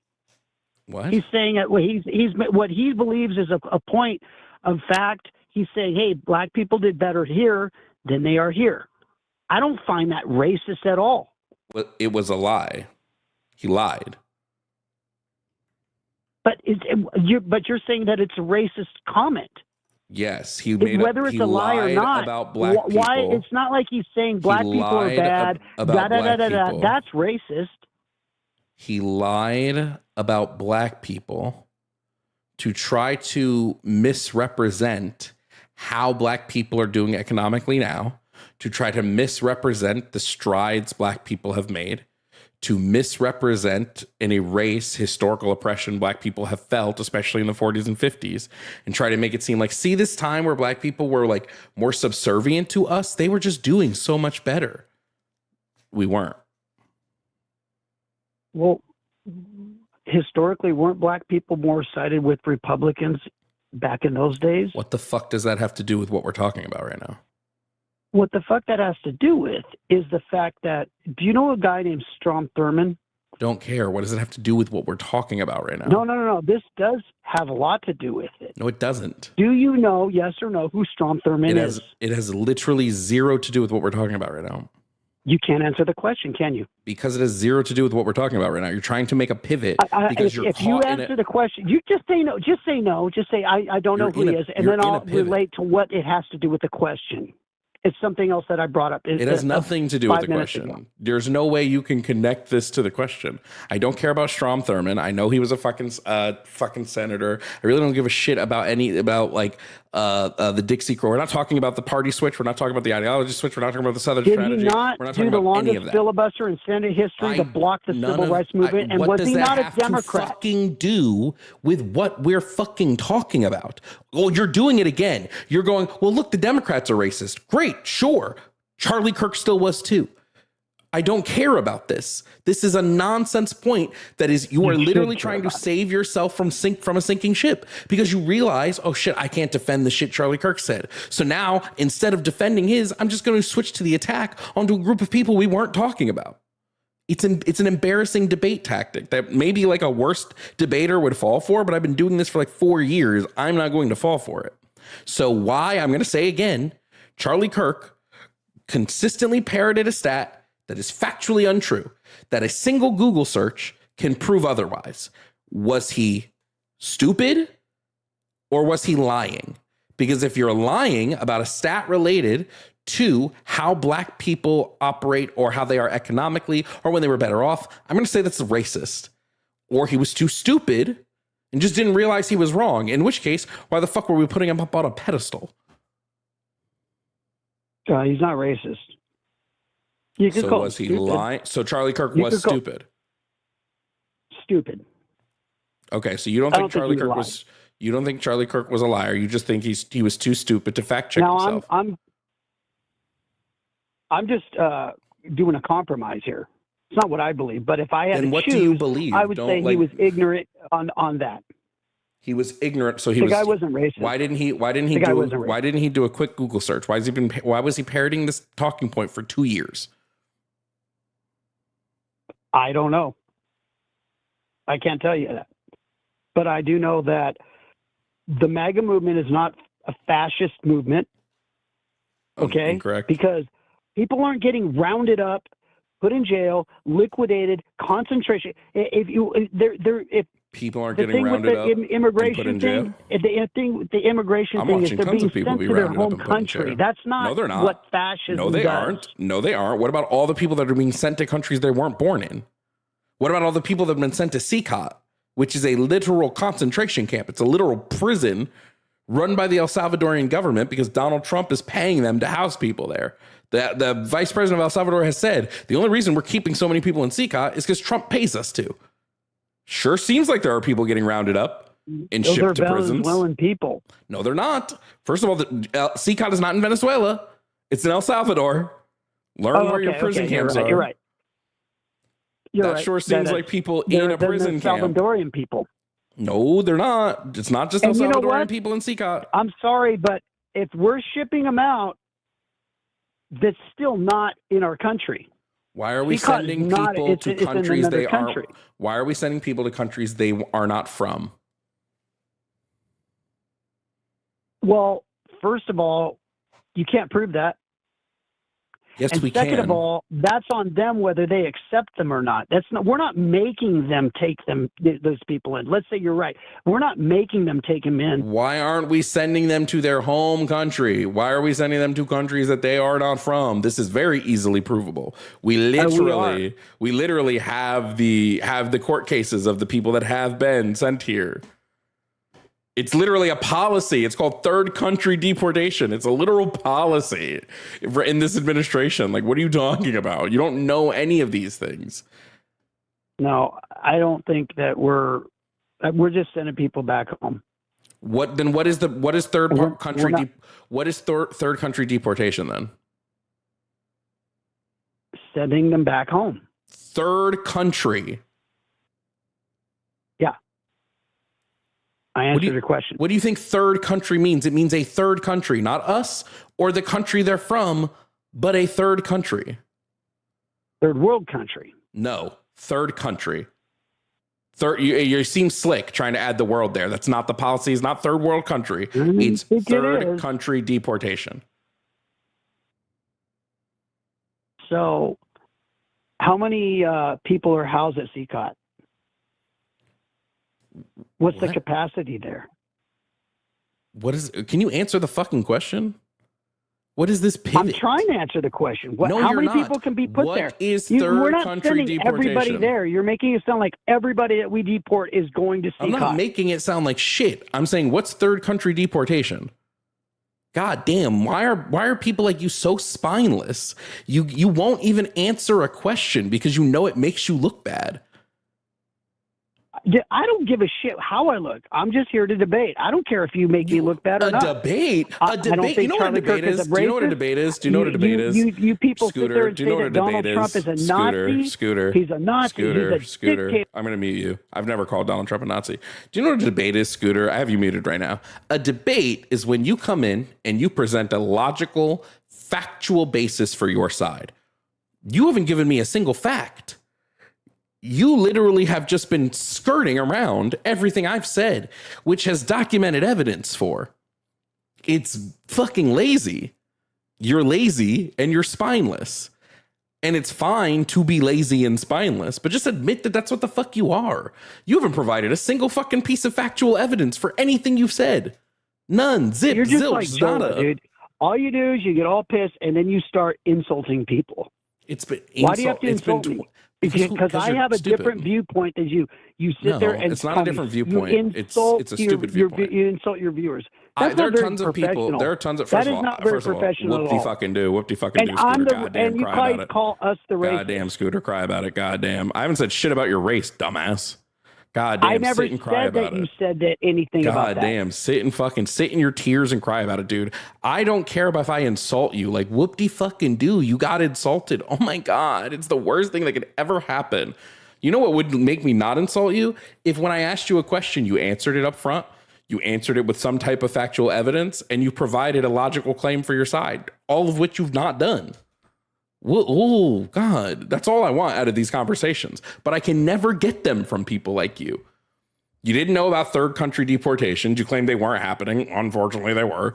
You didn't know about the shit Charlie Kirk said that was racist. And then you said, well, I guess Charlie Kirk just never looked It's this not shit up. racist, bro. It's not I've already racist. demonstrated you how it is racist. If you want to say He's it's not racist, then slamming guess down what? a certain race. He's saying Then at guess one what? point, maybe he was right, maybe he was wrong. At one point, No, they it's were not doing better. maybe. How is that racist? It's not a maybe. At one point, they It's were not a doing maybe. better than they are doing now, or They were. they're doing better now than they were at one point. How is that racist?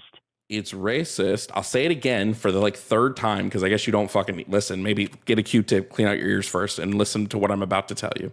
The reason why it's racist to make a claim that black people were better in the 40s and 50s is because it ignores the actual factual reality of what was happening in the 40s and 50s, which were we were considered second-class citizens.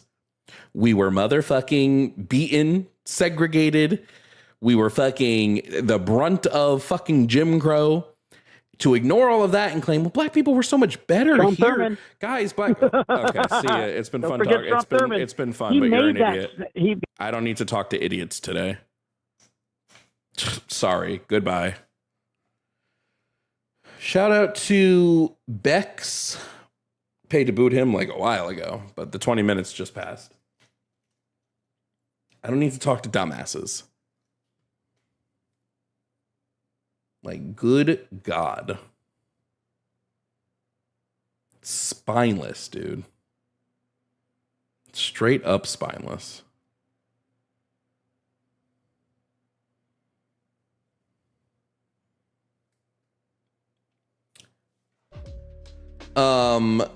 Also shout out to Shara for the Venmo and Dolph for the Venmo. Thank y'all for supporting the stream. Let me add all of that to the goal here.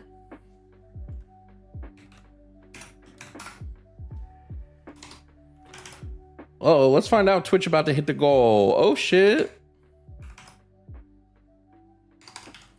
Damn, Twitch, you $55 away from goal? Oh my God. Shout out to the super chatters. Remember, we will be reading all the super chats at the end of stream. So if you have super chatted today, thank you so much for the super chat over on YouTube. Next people that call in, guys, please come with some fucking type of factual evidence about anything. Oh God. I would love a fact of any kind. Just one fact, dude. Just one fact. How do you not know what third country deportation is? What the fuck? Are you still trying to pay for your friend's lawyer? No, that's taken care of.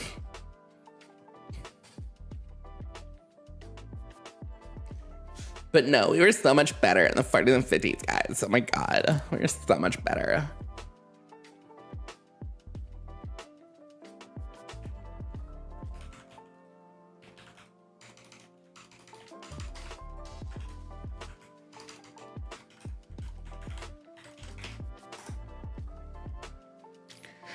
Okay, let's man, we got a lot of people calling today. Holy shit. Let's bring up the next person. We'll go with this person. Coming up next, we have Relian, I think is how it's pronounced. Relian does not think MAGA is fascist. Voted for Donald Trump, but doesn't consider themselves MAGA. Let's bring them up. Relian, if you can hear me, please provide me your age and pronouns. Hello, Mr. Bradley. My name is Relian. I'm 19 years old, and you can just use he, him. You're 19? Yes, sir. What year did you turn 19? Sorry, I was born 2006, April 21st, so 2025. Okay. I'll take it at face value. Now you, Relian, you said you voted for Donald Trump. Is that correct? That is correct, sir. First person I voted for. Okay, let me ask you why. Okay.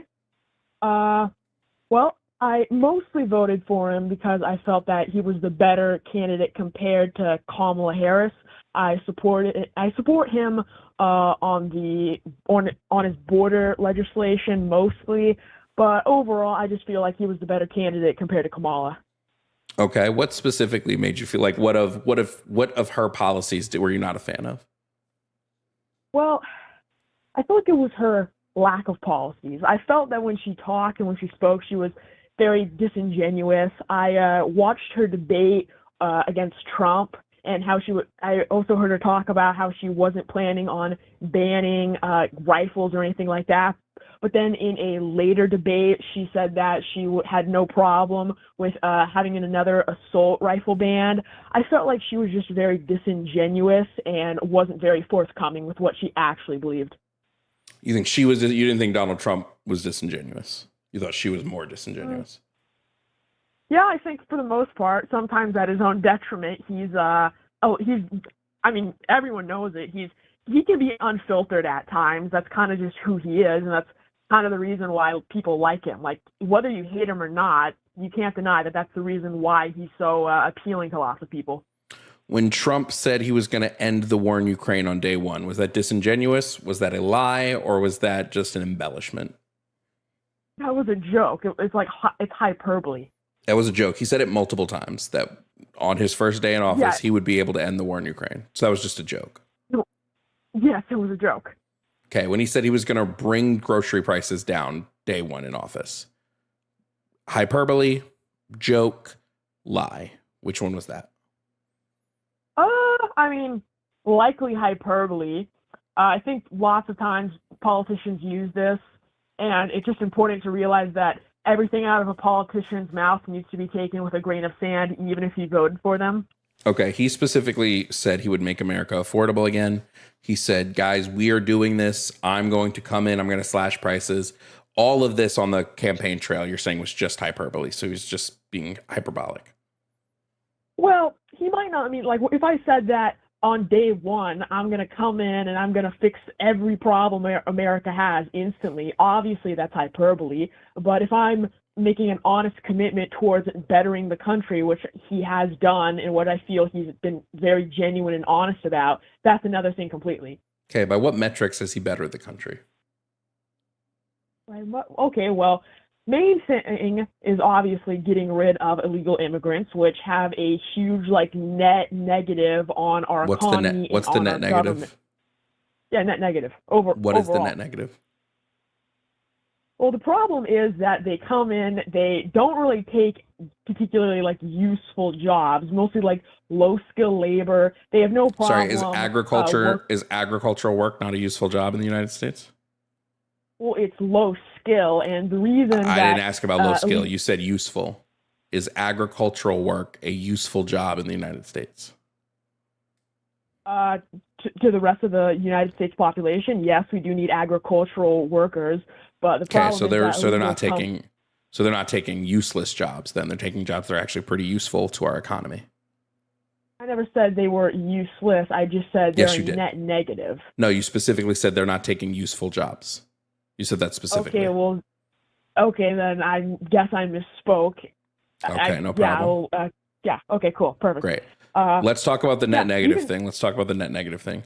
How much do undocumented immigrants pay in taxes each year? 0. You think undocumented immigrants pay $0 in taxes each year? Illegal immigrants do not pay taxes. I mean, if you want to say sales tax, great. taxes. Look at you called it off the YouTube chat. I've so far made $268 on the YouTube chat. I'm willing to bet you all $268 of that you're wrong. You willing to take that action? Wait, can you say that one more time? I'm willing to bet you $268, everything I've made on YouTube so far tonight. I'm willing to bet you $268 that you're wrong, that undocumented immigrants pay $0 in taxes. Are you willing to take that action? Are we including sales tax? I would be including anything they pay in taxes each year. Okay, as long as it's not sales tax, then sure. Why would I not include sales tax? Is that a tax? That's like saying... Are they paying it? Okay, well, that'd be like saying if foreigners come to America who are just visiting here saying they pay taxes because they purchased something while in America. That would be paying, you would be quite literally paying a tax. But we can also talk about the amount they pay in income tax. So as a total, I'm just going to assume you're not going to take the action because you're 19, so you probably don't have $268. But as a total, undocumented immigrants pay $100 billion every year in tax revenue. This includes federal and state income tax. So to be clear, we're talking specifically about illegal immigrants, right? Undocumented immigrants, yes.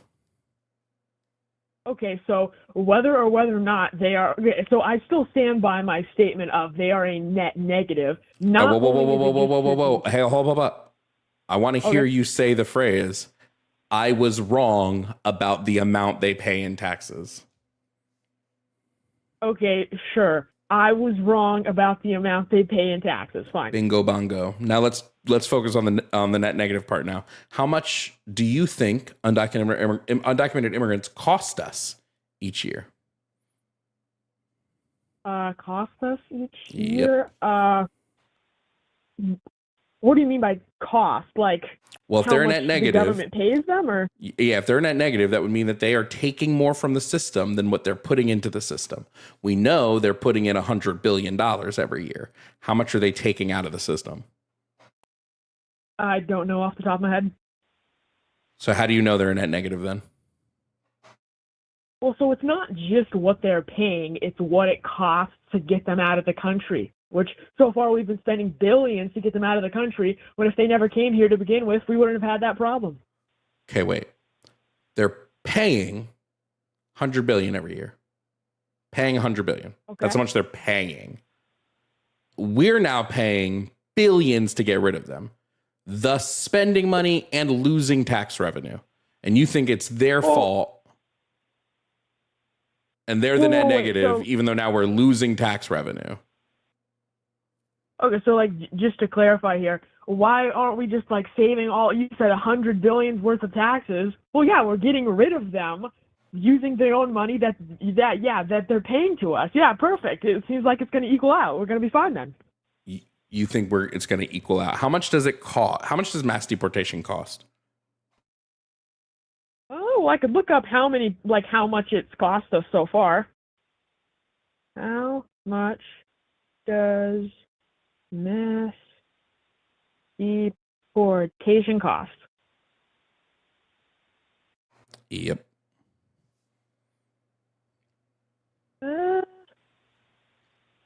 It says, according to this, it'll cost about like a couple $100 billion. So it's going to cost way more than what they were contributing to get rid of them. Well, no. So Well, it's going to be a net. So it's going to be a double net negative for us to pay to get rid of all of them. Well, no, not at all. Because think about it. We've had illegal immigrants in here, like during the 4 years that Biden was in charge, we were getting millions of in. So over those 4 years, they've paid approximately $400 billion. We just use that $400 billion to get rid of them. Yeah, perfect. Do you think that we save tax money every year? Do you think we have a surplus at the end of the year? That money's already gone. You know that, right? I would hope you know that. Well, yeah, I'm well aware of that fact, but so then we wouldn't be spending the $400 billion that they gave us, because it's gone, because we have run budget deficits, meaning we don't have any money that we save at the end of the fiscal tax year because we're in debt. Unfortunately so, and if we got rid of more of these illegals, maybe that would change. Illegals are contributing more than they're than taking out, so they're not contributing to their debt. They're actually giving us a surplus. Have cost us hundreds of millions because of how expensive it is to deport them. No, your big homie Trump has cost us millions because of how much he's spending to deport them. No, sir, because here's the other aspect. Yes, kid. It's not just the financial burden of illegal immigrants. It's the fact that we have hold on. We've already come to the conclusion that they aren't actually a financial burden. They pay a fuck ton of money every year. They're not actually a burden financially. We can even look at the GDP loss. There's a literal GDP loss by mass deportation. So we're going to be losing losing GDP. So they're actually a net positive on the economy. No, they're a net negative because they chose to come here, and now we have to spend all this money to deport them. Because you want them out. I don't want them out. Okay, so you'd be fine, like, shacking up with a bunch of illegals at your house? Like, can they just live with you then? Well, they can live at their own house. Okay, well then, how about they go back to their house in their own country and problem solved? Well, except we would lose money and GDP and workers.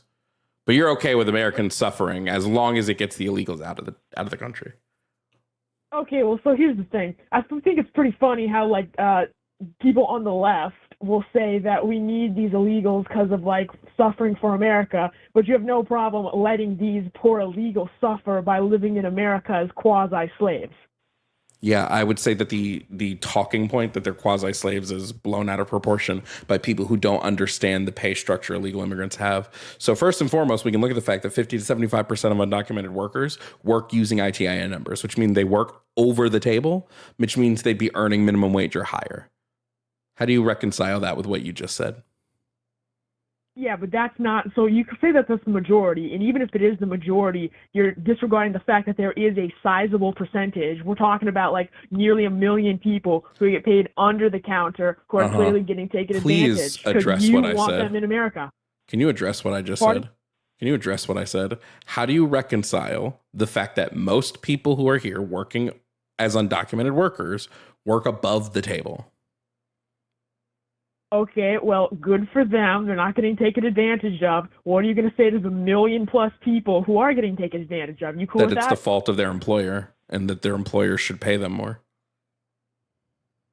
All right. Well, they're not American. They're not citizens. That's not I how don't it care works whether there. they're American or citizens. If they're doing the labor, they should be paid fairly for the labor. I don't give a fuck Fairly- if they're a citizen or not.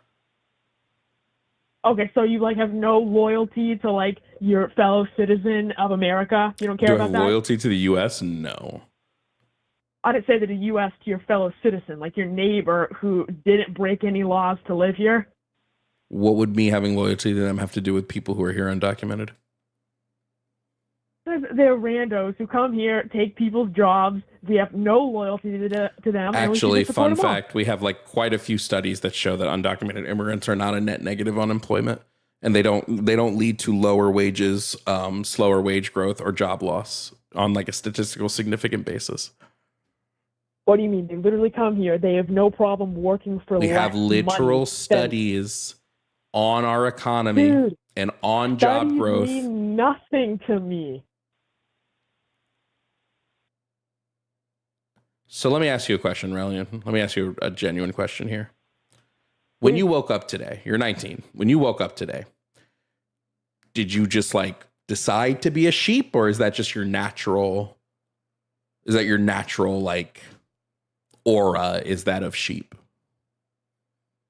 Well, I don't know anything about sheep, man. That's more of a like a Democrat mentality. You But the just point said. is- You just said. Stop. You just said studies don't matter to you. So something where Yeah, no, somebody well- literally stop talking. This isn't your time to talk now. Okay, you need to learn your Okay. place here. When somebody has evidence that is counter to what you believe, you said these things don't matter to me. Let me ask you a serious question. Is there anything, any statistic, any number, any fact, anything that could turn you against Donald Trump? Well, can I clarify something real quick? No, I want you to answer that question first. Okay, if there was any fact that would turn me against Donald Trump? Yep. Okay, I guess if it was revealed that he was planning some insane plan to nuke America or something like that, I'd probably turn against him. So that's what it would take. He would have to nuke America. If he tanked the economy, that wouldn't turn you against him. If he started no, I mean, mocking, like, if he was, started fucking over disabled people, that wouldn't stop you. If he started fucking over children, that wouldn't stop you. It's only like, is he going to nuke the country? That's the thing that would turn you against him. What I mean by nuke, I just mean like if he was gonna like if he had some like plan to destroy America, you know? If he had a plan to destroy America, Yeah. destroy in what way? Well, not obviously. There's the country, the land that is America, but then there are like the people of America. So either or, you know, if he was planning to like I don't know, kill American citizens or something nuts like that, yeah. He like went out into a crowd one day with like an AK and started like, you know, plowing down people. I'd probably say, yeah, that dude's pretty So bad. the only thing that could turn you against Donald Trump, the only thing is if he like killed U.S. citizens with his own two hands. Well, you know, if he like ordered it or something like that, or if he did some other like equally horrible act. If he ordered the death of U.S. citizens. Yeah, or like I said, he did some other. What if he worked with terrorist organizations? Would that do it? Well, what do you mean by like worked with terrorist organizations? What if he had meetings with the Taliban or something like that? If he had like having a meeting with a Taliban doesn't mean he's a bad guy. Sure. What if he was like, yo, Taliban, I'm going to I'm going to let go thousands of the thousands of the political prisoners we hold that are Taliban. I'm going to just let them go and let you have them again. Wait, so like the people, like prisoners that we've captured that work for the Taliban? Taliban prisoners that we have that we would just let go and let go back to being with the Taliban. Are totally free? For like nothing? Yes. Oh, yeah, I'd say that was pretty bad, yeah. Okay. What if he did this and then by doing this, he gave the Taliban back like a big hold over a portion of the Middle East that they hadn't been holding for a while? Oh, like, are you talking about the horrible, disastrous pullout that Biden did, like that plan? The pullout plan was negotiated by Trump with the Taliban. Yeah, but then Biden changed it. The plan originally was like a month. He had to change it. Long. Yes, Yeah, because do you know why? Do you know why it was shortened? Do you know why it was shortened? Because the Taliban were threatening our people, and we didn't have the numbers anymore to deal with them because Trump gave 5,000 Taliban back. So we no longer had the numbers. So Biden had to shorten up the pullout so our people didn't die. Would you have preferred our people died? Okay, that's interesting. Wait. Our people did die. What are you talking about? That's interesting that you would prefer died in the pullout. That you would have preferred. How many U.S. Citizens died in the pullout of Afghanistan? If I'm not mistaken, I could be wrong, but I'm pretty sure 116. How many would have died had the Taliban taken Afghanistan while we were still in there? Wait, how many people would have died had they taken Afghanistan while we were still in there? Yes. I'm not sure. Probably most of them. Probably most of them. Okay, so just so we're clear here, you said that Trump gave back like 5,000 Taliban troops or whatever, right? Correct. And also, hold on. I do want to just correct you on one thing, just real quick. In the withdrawal, in the evacuation, 13 U.S. service members died. So I don't know where you got 100 something. It was 13. Okay, I was wrong. Oh, but just to clarify, you realize that like we had 50,000 U.S. troops within the region of Afghanistan, like within like from that 2024 to 2025 period. Mm-hmm. And like during the entire like pullout, there were like tens of thousands of troops. How did 5,000 Taliban soldiers overpower this trained military? The Taliban? I'm sorry. Do you think the Taliban only had 5,000 people? No, I said they got an extra 5,000 because Trump negotiated the release. Let me ask you a second question. Do you think the pullout of Afghanistan should have been negotiated with us and Afghanistan? Well, what do you mean? To determine how we pull out of the country, should we have worked with Afghanistan to determine that? Afghanistan is ruled by the Taliban, dude. That's just the reality. They are now, you dummy. Yeah, I know. Very sad stuff, yeah. They had a separate government at the time because we were keeping the Taliban at bay. That was ruled by the Taliban, dude. No, they weren't. Dude, the Taliban is not just this massive power. It functions similarly to how it's not this massive power, and yet do. It's not this massive power, and yet you keep saying they were ruling the Afghanistan government, but they're not this. So they're simultaneously weak and super strong. Okay, well, from the perspective of America, America is a superpower, so that's one thing. But from the perspective of a Middle Eastern, essentially like a feudal country, you want to know what my favorite? You want to know what my favorite pullout? You want to know my favorite pullout of all time is? The pullout your mom should have made on you? No, this one. See ya. Jesus Christ. What's with all the dumbass kids calling today? Holy shit. Shout out to Sheep for paying to boot. Jesus goddamn.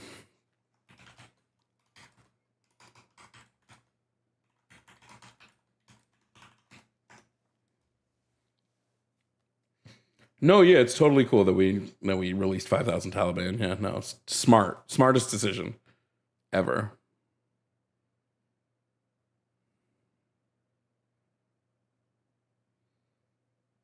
Weak and strong, I'm telling you, every time.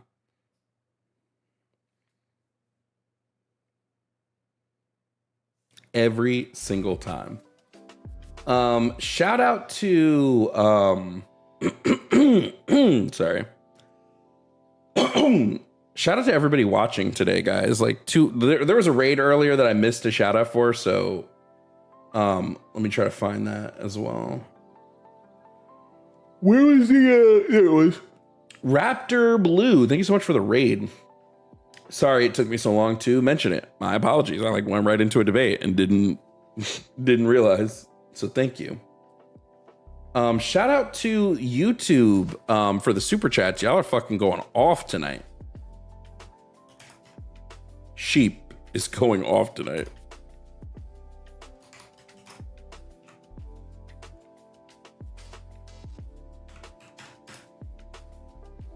Nah, just kidding. Everybody's contributing. Oops. Just dropped a bunch of shit on my desk.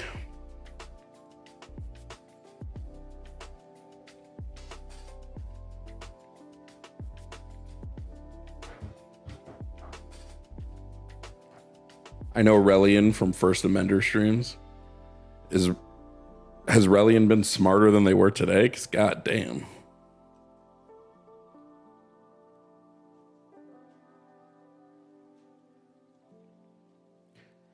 Like, it's such a joke how much these people don't know, dude.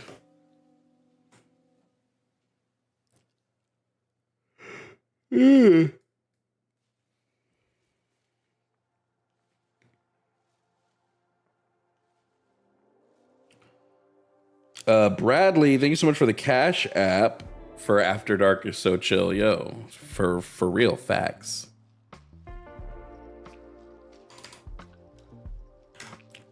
Taylor, thank you for the Venmo. Do you still plan on morning streams? I ran out of videos to listen to while getting ready for work. I've rewatched everything. Yeah, plus we're going to have more videos that drop now that I've had today, and I've gotten some more debates. So today alone, I have 1, 2, 3, 4, 5 debates to post, so that's at least 2 days of content. You're the best debater out there? Nah, there's definitely way better people than me. Just depends on what we're talking about. You just got to be well researched on that shit.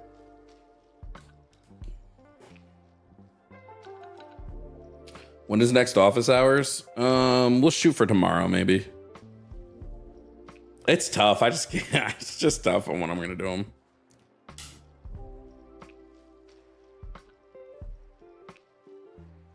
I can't handle the amount of people that go, I don't care about studies.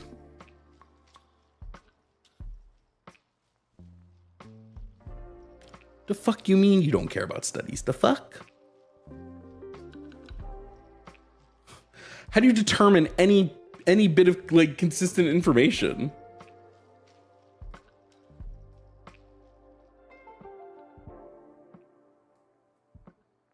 Okay, let's bring on the next person. God,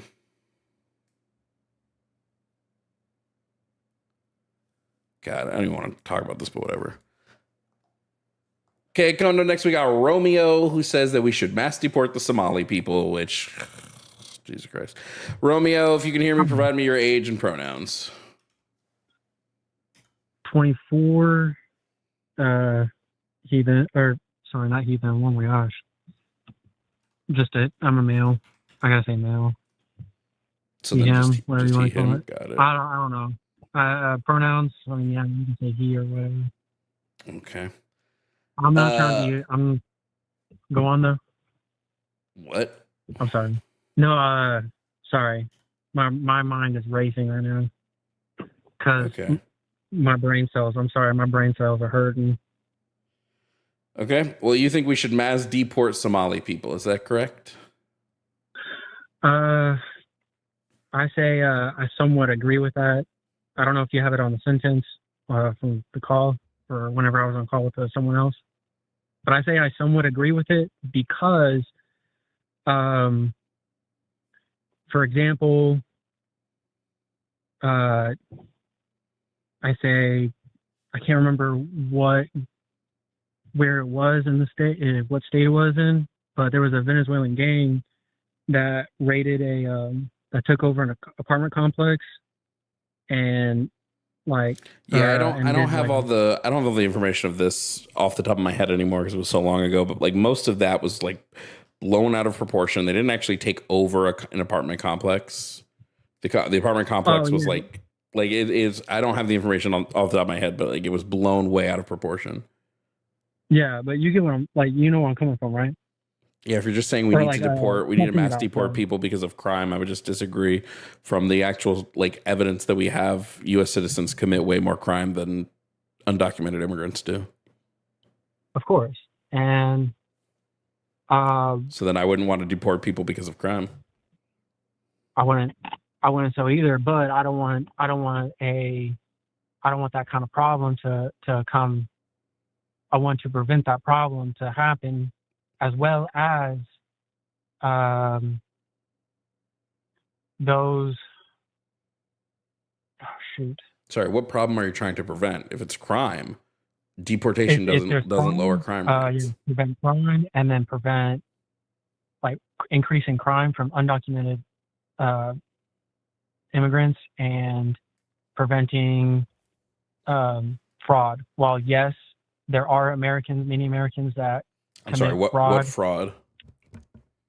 I was going to say financial, so like taking advantage of whether it's EBT, Social Security, or 401k. Sorry, undocumented immigrants don't have access to Social Security or EBT in most cases.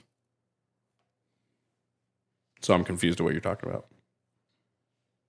I'm talking about, while yes, I'm talking about Americans committing fraud through, like what I said, Social Security and whatnot. And what would Americans committing fraud through Social Security have to do with undocumented immigrants? I'm saying that the potential, because of the potential of them, like once they go into document or like they get papers to show that they are now 100% U.S. citizens, they could commit such a fraud. But they would be citizens at that point. So what would that matter? I'm sorry? They would be citizens at that point. They would be citizens. They would be citizens, but why would that matter? It would matter. I feel, in my opinion, it would matter because I would want to make, even for myself and my future, my family's future, to bring good into the world. But I also feel like it's very subjective. It's very subjective to that. And I'm sorry. I feel like I have to pull. I'm having to pull teeth here. Like, what is the negative thing about undocumented immigrants that makes you want to mass deport them?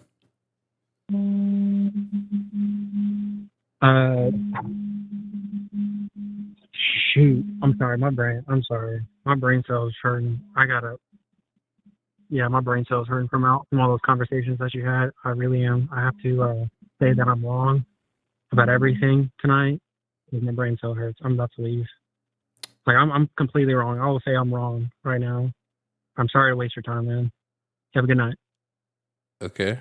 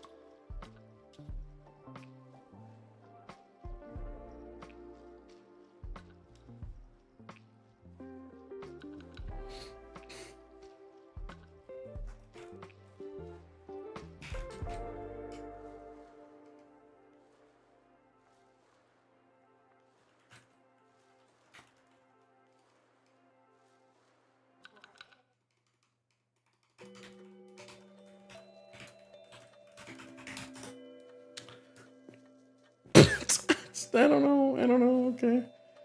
All right.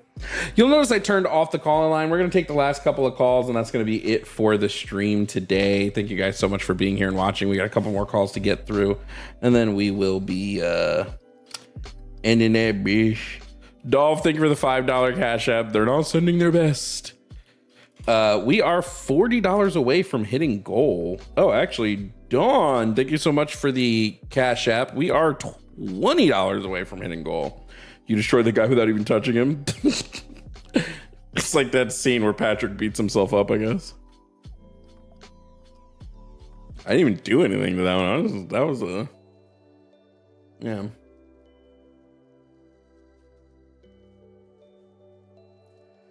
We're just waiting. There's like 2 more people getting screened, and then we could take those calls. What an interesting day. Do we like Jovan After Darks? Do we need to schedule like at least 2 Jovan After Darks per week?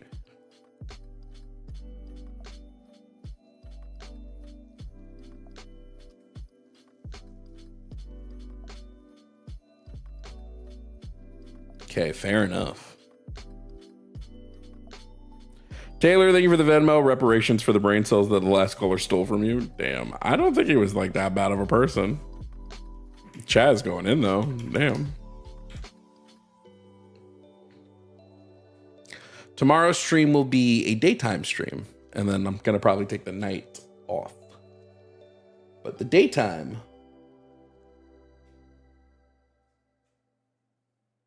All right. Let's bring in our next caller, shall we? Next, coming up to the show after dark is Zachary, and Zachary does not think MAGA is fascist. So we'll see what he thinks after talking to me. Zachary, if you can hear me, please provide me your age and pronouns. Oh, 27, he, him. Okay, now Zachary, you do not think MAGA is fascist. Is that correct?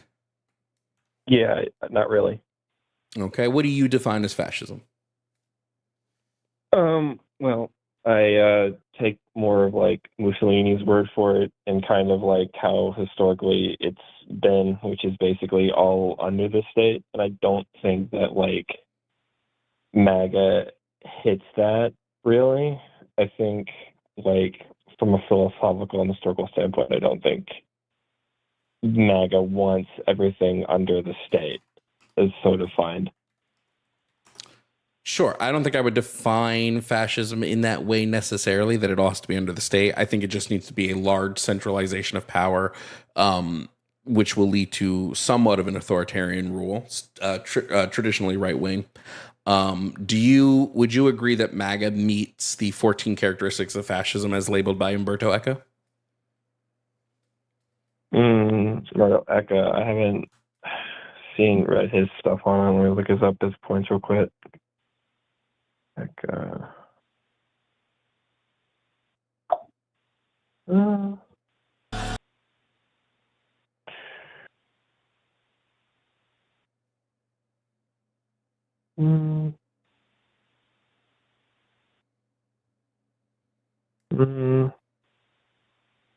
Okay.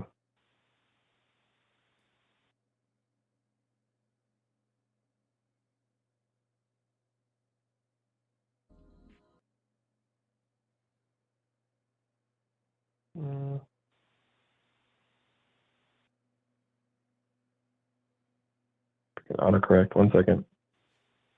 All right. Yeah. Okay.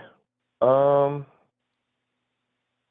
I think it's constructed anti-modern irrational nature centered on a call of action tradition, heroes fueled by social frustration, fear of difference, and selective populism. Rejection, enlightenment, reason, obsession with plots, machismo, inherent distrust, critical thinking, make it digits, adaptable.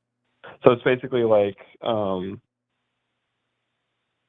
it's sort of like the nation state or the nation or people within the nation state as sort of like a superior sort of people, and then sort of like a contradiction to like liberalism, basically. It's more just pointing out the tools that are used in centralizing the power. So he's really focused on how would I define it? I guess call to action is the best way to define it. The calls to action that fascists make. So fear of differences, the obsession with plot, enemy being strong and weak, treasonous opposition, things like that.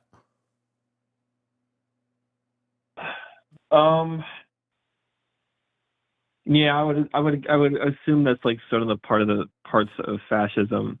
And so if we're like defining it like that way as like the main elements of it, I feel like the sort of othering mentality is present in there. But I mean, you can also sort of find some of these elements in other parties as well, not just in fascism. I mean, you can find that sort of stuff in communism as well. Like, I mean, what specifically? Like the communists. I mean, because the communists, like a lot of the time, were basically like other people that like were not within the in group of the sort of economically acceptable range of like whoever was like sort of pushing the vanguard sort of mentality. And so I feel like this sort of like other stuff is a little bit the only one that I vague. think well, so it's not, you'd have to read into the things a little bit to get to whether it's vague or not. But the only ones that I would be pointing to that I think communists would even fall to is the appeal to the middle class, which I think is like Umberto Eco's, like, I think it's like his fourth or fifth point. Mm-hmm. That would be about it. I don't really think any of the others really fall in line. Yeah, but I think, I mean, you also got to think about this like in practice as well. And I think, unfortunately, that like, at least historically, because there hasn't been a whole lot of fascist nations like in practice. Well, let me ask you as a response to that. Let me ask you as a response to that. Do you believe Donald Trump is attempting to centralize power within the executive branch of the government? I think that's been a trend amongst presidents like for a while. I don't think he's the first one to do that, but I think he is using his power, I think, I would say he's probably like weaponizing certain parts of the government to like a little bit more brashly than other presidents. But I don't think can you point me to some examples? Can you point me to some examples of how other presidents in recent history have centralized power? Well, I mean, the big one is after Bush with the Patriot Act. I also think, ever since Theodore Roosevelt, there's been sort of like still walking away of like Congress as the like central sort of decision maker. I mean, it's a very sort of like explicitly, I would say that like some of the acts, Wilson was one of the guys who. We're talking Woodrow Wilson? Who was instrumental. I mean, I guess in recent memory, yeah. I mean, sorry. Yeah, like I can concede to you. I can concede to you on the shit. Why did it just leave my brain? The use of the NSA, the use of all these. I can see to you that is definitely a centralizing of power. But I think Donald Trump is doing it in a way that's removing checks and balances. Like in order to get the God, what is it called? What is the goddamn spying on us thing? What was it called again? Let's call the Patriot Act. Yes. The Patriot Act had to have been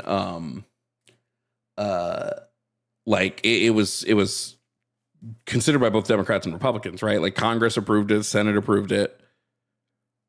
Donald Trump is doing things that go over the power of Congress and Senate.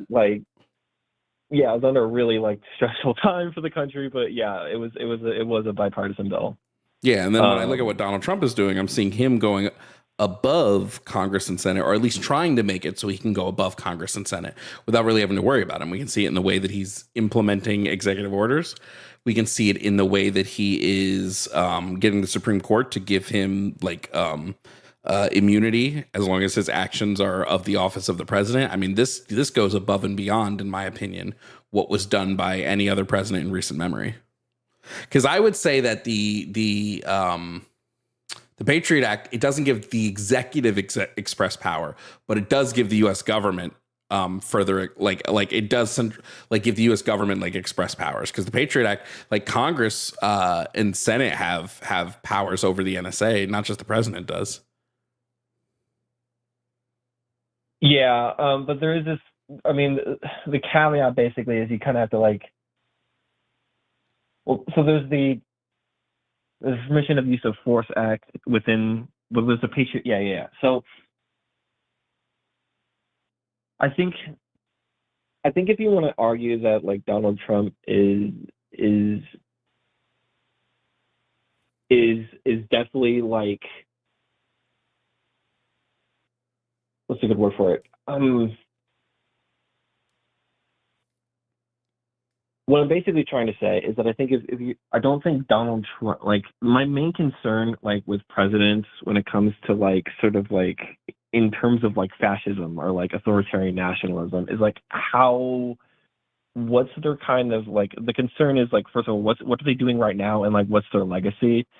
And it's just unfortunate that I think that like, while he's doing a few things that I think are, again, I would term as brash, I wouldn't necessarily see it as necessarily super off the cuff. Like for instance, ICE. Okay, it's like, and this is like, again, I'm not MAGA. I wouldn't even classify myself as like strictly Republican. I came on here in order to talk about the sort of like, I don't think MAGA is fascist and of itself, because I don't think what Trump is doing is really effectively pushing it towards any sort of like fascist endpoint. I think that he's kind of like skirting the bounds of what's allowed to sort of like get what he wants done, sort of like within the bounds of like what is barely allowed. And while that's concerning, oh no, I think he's straight up doing illegal, but he's straight up doing illegal things. Well, yeah, he's been doing some of the like. Well, okay, like give me a specific point. Sure, a lot of his deportations are avoiding due process. This is just illegal. Even the Supreme Court has handed him down judgments of like, hey, this is illegal. You need to correct this, and then they don't correct it, or they look for loopholes to not have to correct it, or they take so long and then they go on the attack on the correction. Yeah, I see what you're saying.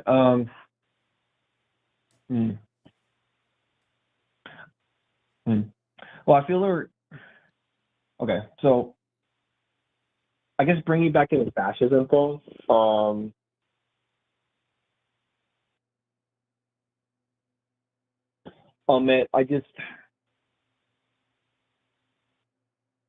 I don't think it's necessarily fascist. I think he's definitely centralizing power towards himself, or at least he's definitely like not afraid to like bring that power towards himself when he wants to get something done. I don't real quick, not to interrupt you, but I don't think Donald Trump is trying to become a dictator. But I think the MAGA movement is trying to make it so that their political party, so the Republicans now, the conservative base, has ultimate say and power over our country.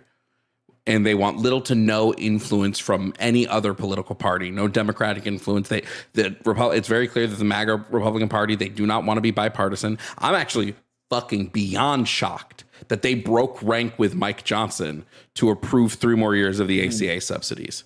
I'm fucking floored that happened. It's the first time I've seen any MAGA have any sort of spine against their God King, Donald Trump. But I think it's very clear that the MAGA movement is setting up a system in which Republicans will maintain political power as long as possible. I mean, we've heard it from Steve Bannon. Steve Bannon is like, well, no, just him going like, we're going to get Donald Trump a 3rd term. Yeah, I think that's mainly because I think the MAGA movement lives and dies by Donald Trump. I'm going to be honest with you. I think there's very little. My problem with whole MAGA being fascist and not necessarily any of these like specific politicians trying to form a sort of fascist movement is I think a lot of these politicians are riding coattails, and they kind of live and die by them. Because like the problem that I see with this is the second that Donald Trump either kicks the bucket or just gets voted out, this whole movement I don't think lasts very long. And I think there's a lot of like I used to think coalition. that. I don't think that anymore. I used to believe that same thing. I do not believe that anymore. And I see that from the way that that this movement is backing behind Erica Kirk, the way they're now moving with JD Vance. I do not believe it to be the case anymore that once Donald Trump is gone, that's the end of this.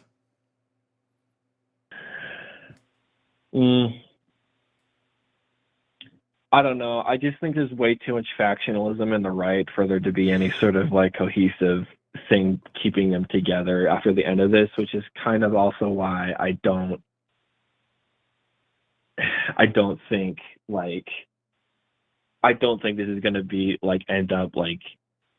I think the biggest concern is the redistricting, basically. I think that's the longest kind of like. I think that's the longest term effect that they could have. And like me personally, I'm from a Midwest state that recently, voted down one of these things. I mean, not to dox myself or anything, but like, I'm glad that happened, but it's like, and that's just the kind of the main thing.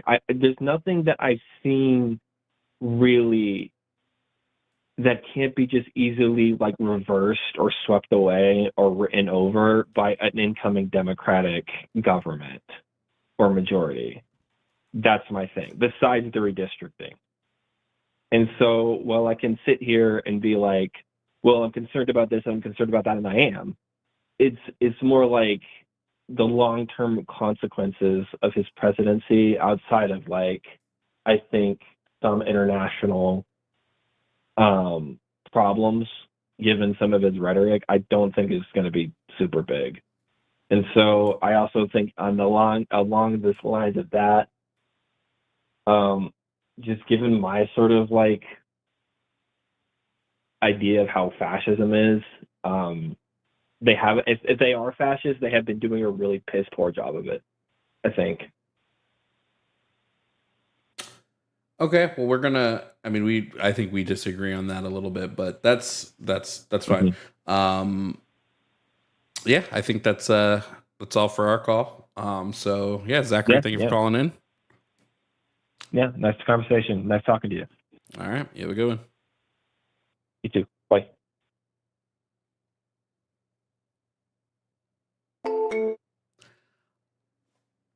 All right. Thank you guys for watching After Dark. How did you like it? How did you like the After Dark stream? What did we think?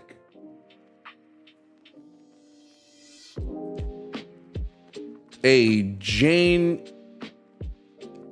Everchill, thank you so much for resubscribing for 8 months at tier 1. Let's go through our super chats. There are a lot of them. Holy shit, you guys. Sheep. I gotta read so many of your super chats, dog. I do say thank you, but like I gotta read so many of these now. All right, here we go. Super chats. Sheep sent a bunch in a row, so we're gonna do a bunch of sheeps in a row. Please vote for the We Want Children to Be Protected bill and do not pay attention to the sections about making slavery legal. Shit. Most MAGA people are just sticking their fingers in their ears going, la, la, la, I can't hear you. Please stop talking about politics that make me have to face myself. Oh, that's true, Sheep. That's true as fuck. You ever notice how people who are loudest about protecting children from entire groups of people are always the ones harming children? The Catholic Church. Who will make the better debate, chair or air? Oh, chair all day. Chair all day. I will agree that Trump is staying winning, but that's actually a very, very bad thing. The dude needs consequences, and the fact that he's faced none is an injustice. True. William, thank you for the $2 super chat of butts. I agree. Sheep again, thank you for the super chat, Sheep. National Socialist Party was named that to confuse socialists into bagging them. Oh, hey, it's just like what this bill is doing. True. From Killzone 100, so deliver content, Jovan. Keep it up. Thank you so much. I will now continue to make content for another year, specifically for you. So thank you. This is all for you, Killzone. Sheep again. Most countries have large family homes. America doesn't because they throw old people in nursing homes to slowly die alone. If anything, the American living pattern is the barbaric one. Holy shit, I low-key agree with you on that one, Sheep. Hardcore. Immigrants are a massive boost to the economy because they take jobs no one wants. Without them, roads would be covered in dead animals and lawns would be nasty. Immigrants take these jobs while citizens avoid them. True. I do think that needs to be restructured in a way, but yes. Yeah. She began. Trump uses AI because fascists are anti-art. Simple as that. Holy shit, true. Tetsu said, kid named corporate. I don't know what that means, but yeah. GeForce 2863 said, so what? William again. William said, bah. Oh, I get it, because sheep. I get it. Sheep said, I would love a bit where someone says they have no pronouns. And the entire bit is that you only ever use the person's name in place of pronouns to show how ridiculous they're being. I've done that before. I call Unga Boonga. She began. Chris wanted to celebrate Chris's own birthday, so Chris brought a cake with Chris's name on it, 20 candles to represent Chris's IQ. Chris's mom helped Chris light Chris's candles for Chris's birthday, and then I was Chris's new dad. Jesus. So again, also, so when I saw Chris's room, I got mad and said, Chris needs to clean Chris's room now. And then Chris went to clean Chris's room. See how important pronouns are now? True. Katie Ironfist said, careful, Jovan, there might be scary immigrants outside your window. Thank you for the super chat, Katie. I'm sure they'll love me and protect me. Patty, thank you for the super chat. Just gave a thumbs up. Thanks so much, Patty. Sheep again. Sheep said, politics is so lobotomized. Democrat this, Republican that. Go believe in something other than Dookie versus dog water. That's funny. BamG, thank you for the $10 super chat. Said, my cat loves watching your late night streams. Tell your cat I said, what's up? Couple more from Sheep. Question for chat. How many convicted murderers has Trump pardoned? I know it's more than 6, right? Well, I mean, maybe. I'm tend to be looking at the fraud pardons because that to me is just the absolute craziest shit. Dominic sounds like he browses Am I the Asshole to look for made up scenarios to get mad at trans people. A wise man understands he is a fool. A fool believes he is wise. I couldn't find the source for that quote, but it's often attributed to Socrates. That's actually a Jovan original. BamG, thank you for the $20 super chat. For the love of Jovan and cold soup, please skip. And we did. Dominic needs a break from Reddit and Jovan needs a break from Dominic. True. And so we moved on. 49 Perfects said Dominic is thicker than a well-spun Irish sweater. That's fucking a banger line, though, Loki. The atheist mechanic said, Jovan, the caller made Andrew from New Jersey look smart. Can we not put that man's name in the air? The last thing I need is for Andrew from New Jersey to fucking try to call into the stream. Can we not put that type of energy out there? God damn. Sheep again. If YouTube won't let me say this word, it's their fault for not defending themselves. I am so smart. Your toxicity said, I'm the smartest man in my family. 9 to 5, 5 to 9. It's the same amount of hours. Yeah, I didn't even attempt. You're right. I didn't even fucking broach the fact that 5 to 9 is way more fucking hours than 5 to 9. I'm sorry, than 9 to 5. Oh shit, I didn't even bring that up. Oh my God, you guys are so right. Katie again, thank you, Katie Ironfist, said Dominic never listens to Dolly Parton. We can tell. Tumble out of bed and stumble in the kitchen, pour myself a cup of ambition. Sheep again, imagine if Dominic was telling the truth and being the smartest in his family. Imagine the horrifying implications of that. From Joshua Everett said, see, Dominic was just advocating for universal free housing as a policy position. I wish. Music Sheep, a powerful person saying extremist things has never caused a call to action. Do not look into the 1930s. Sheep again, people who don't think Charlie Kirk is racist are such a pain in the neck.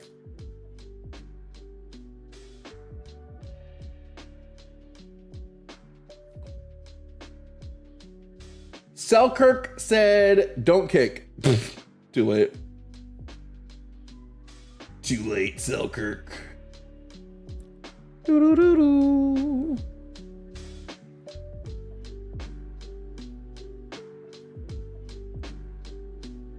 We got a couple more that I got to add to the queue real quick, and then we'll. Oh no, we don't. Yes, we do.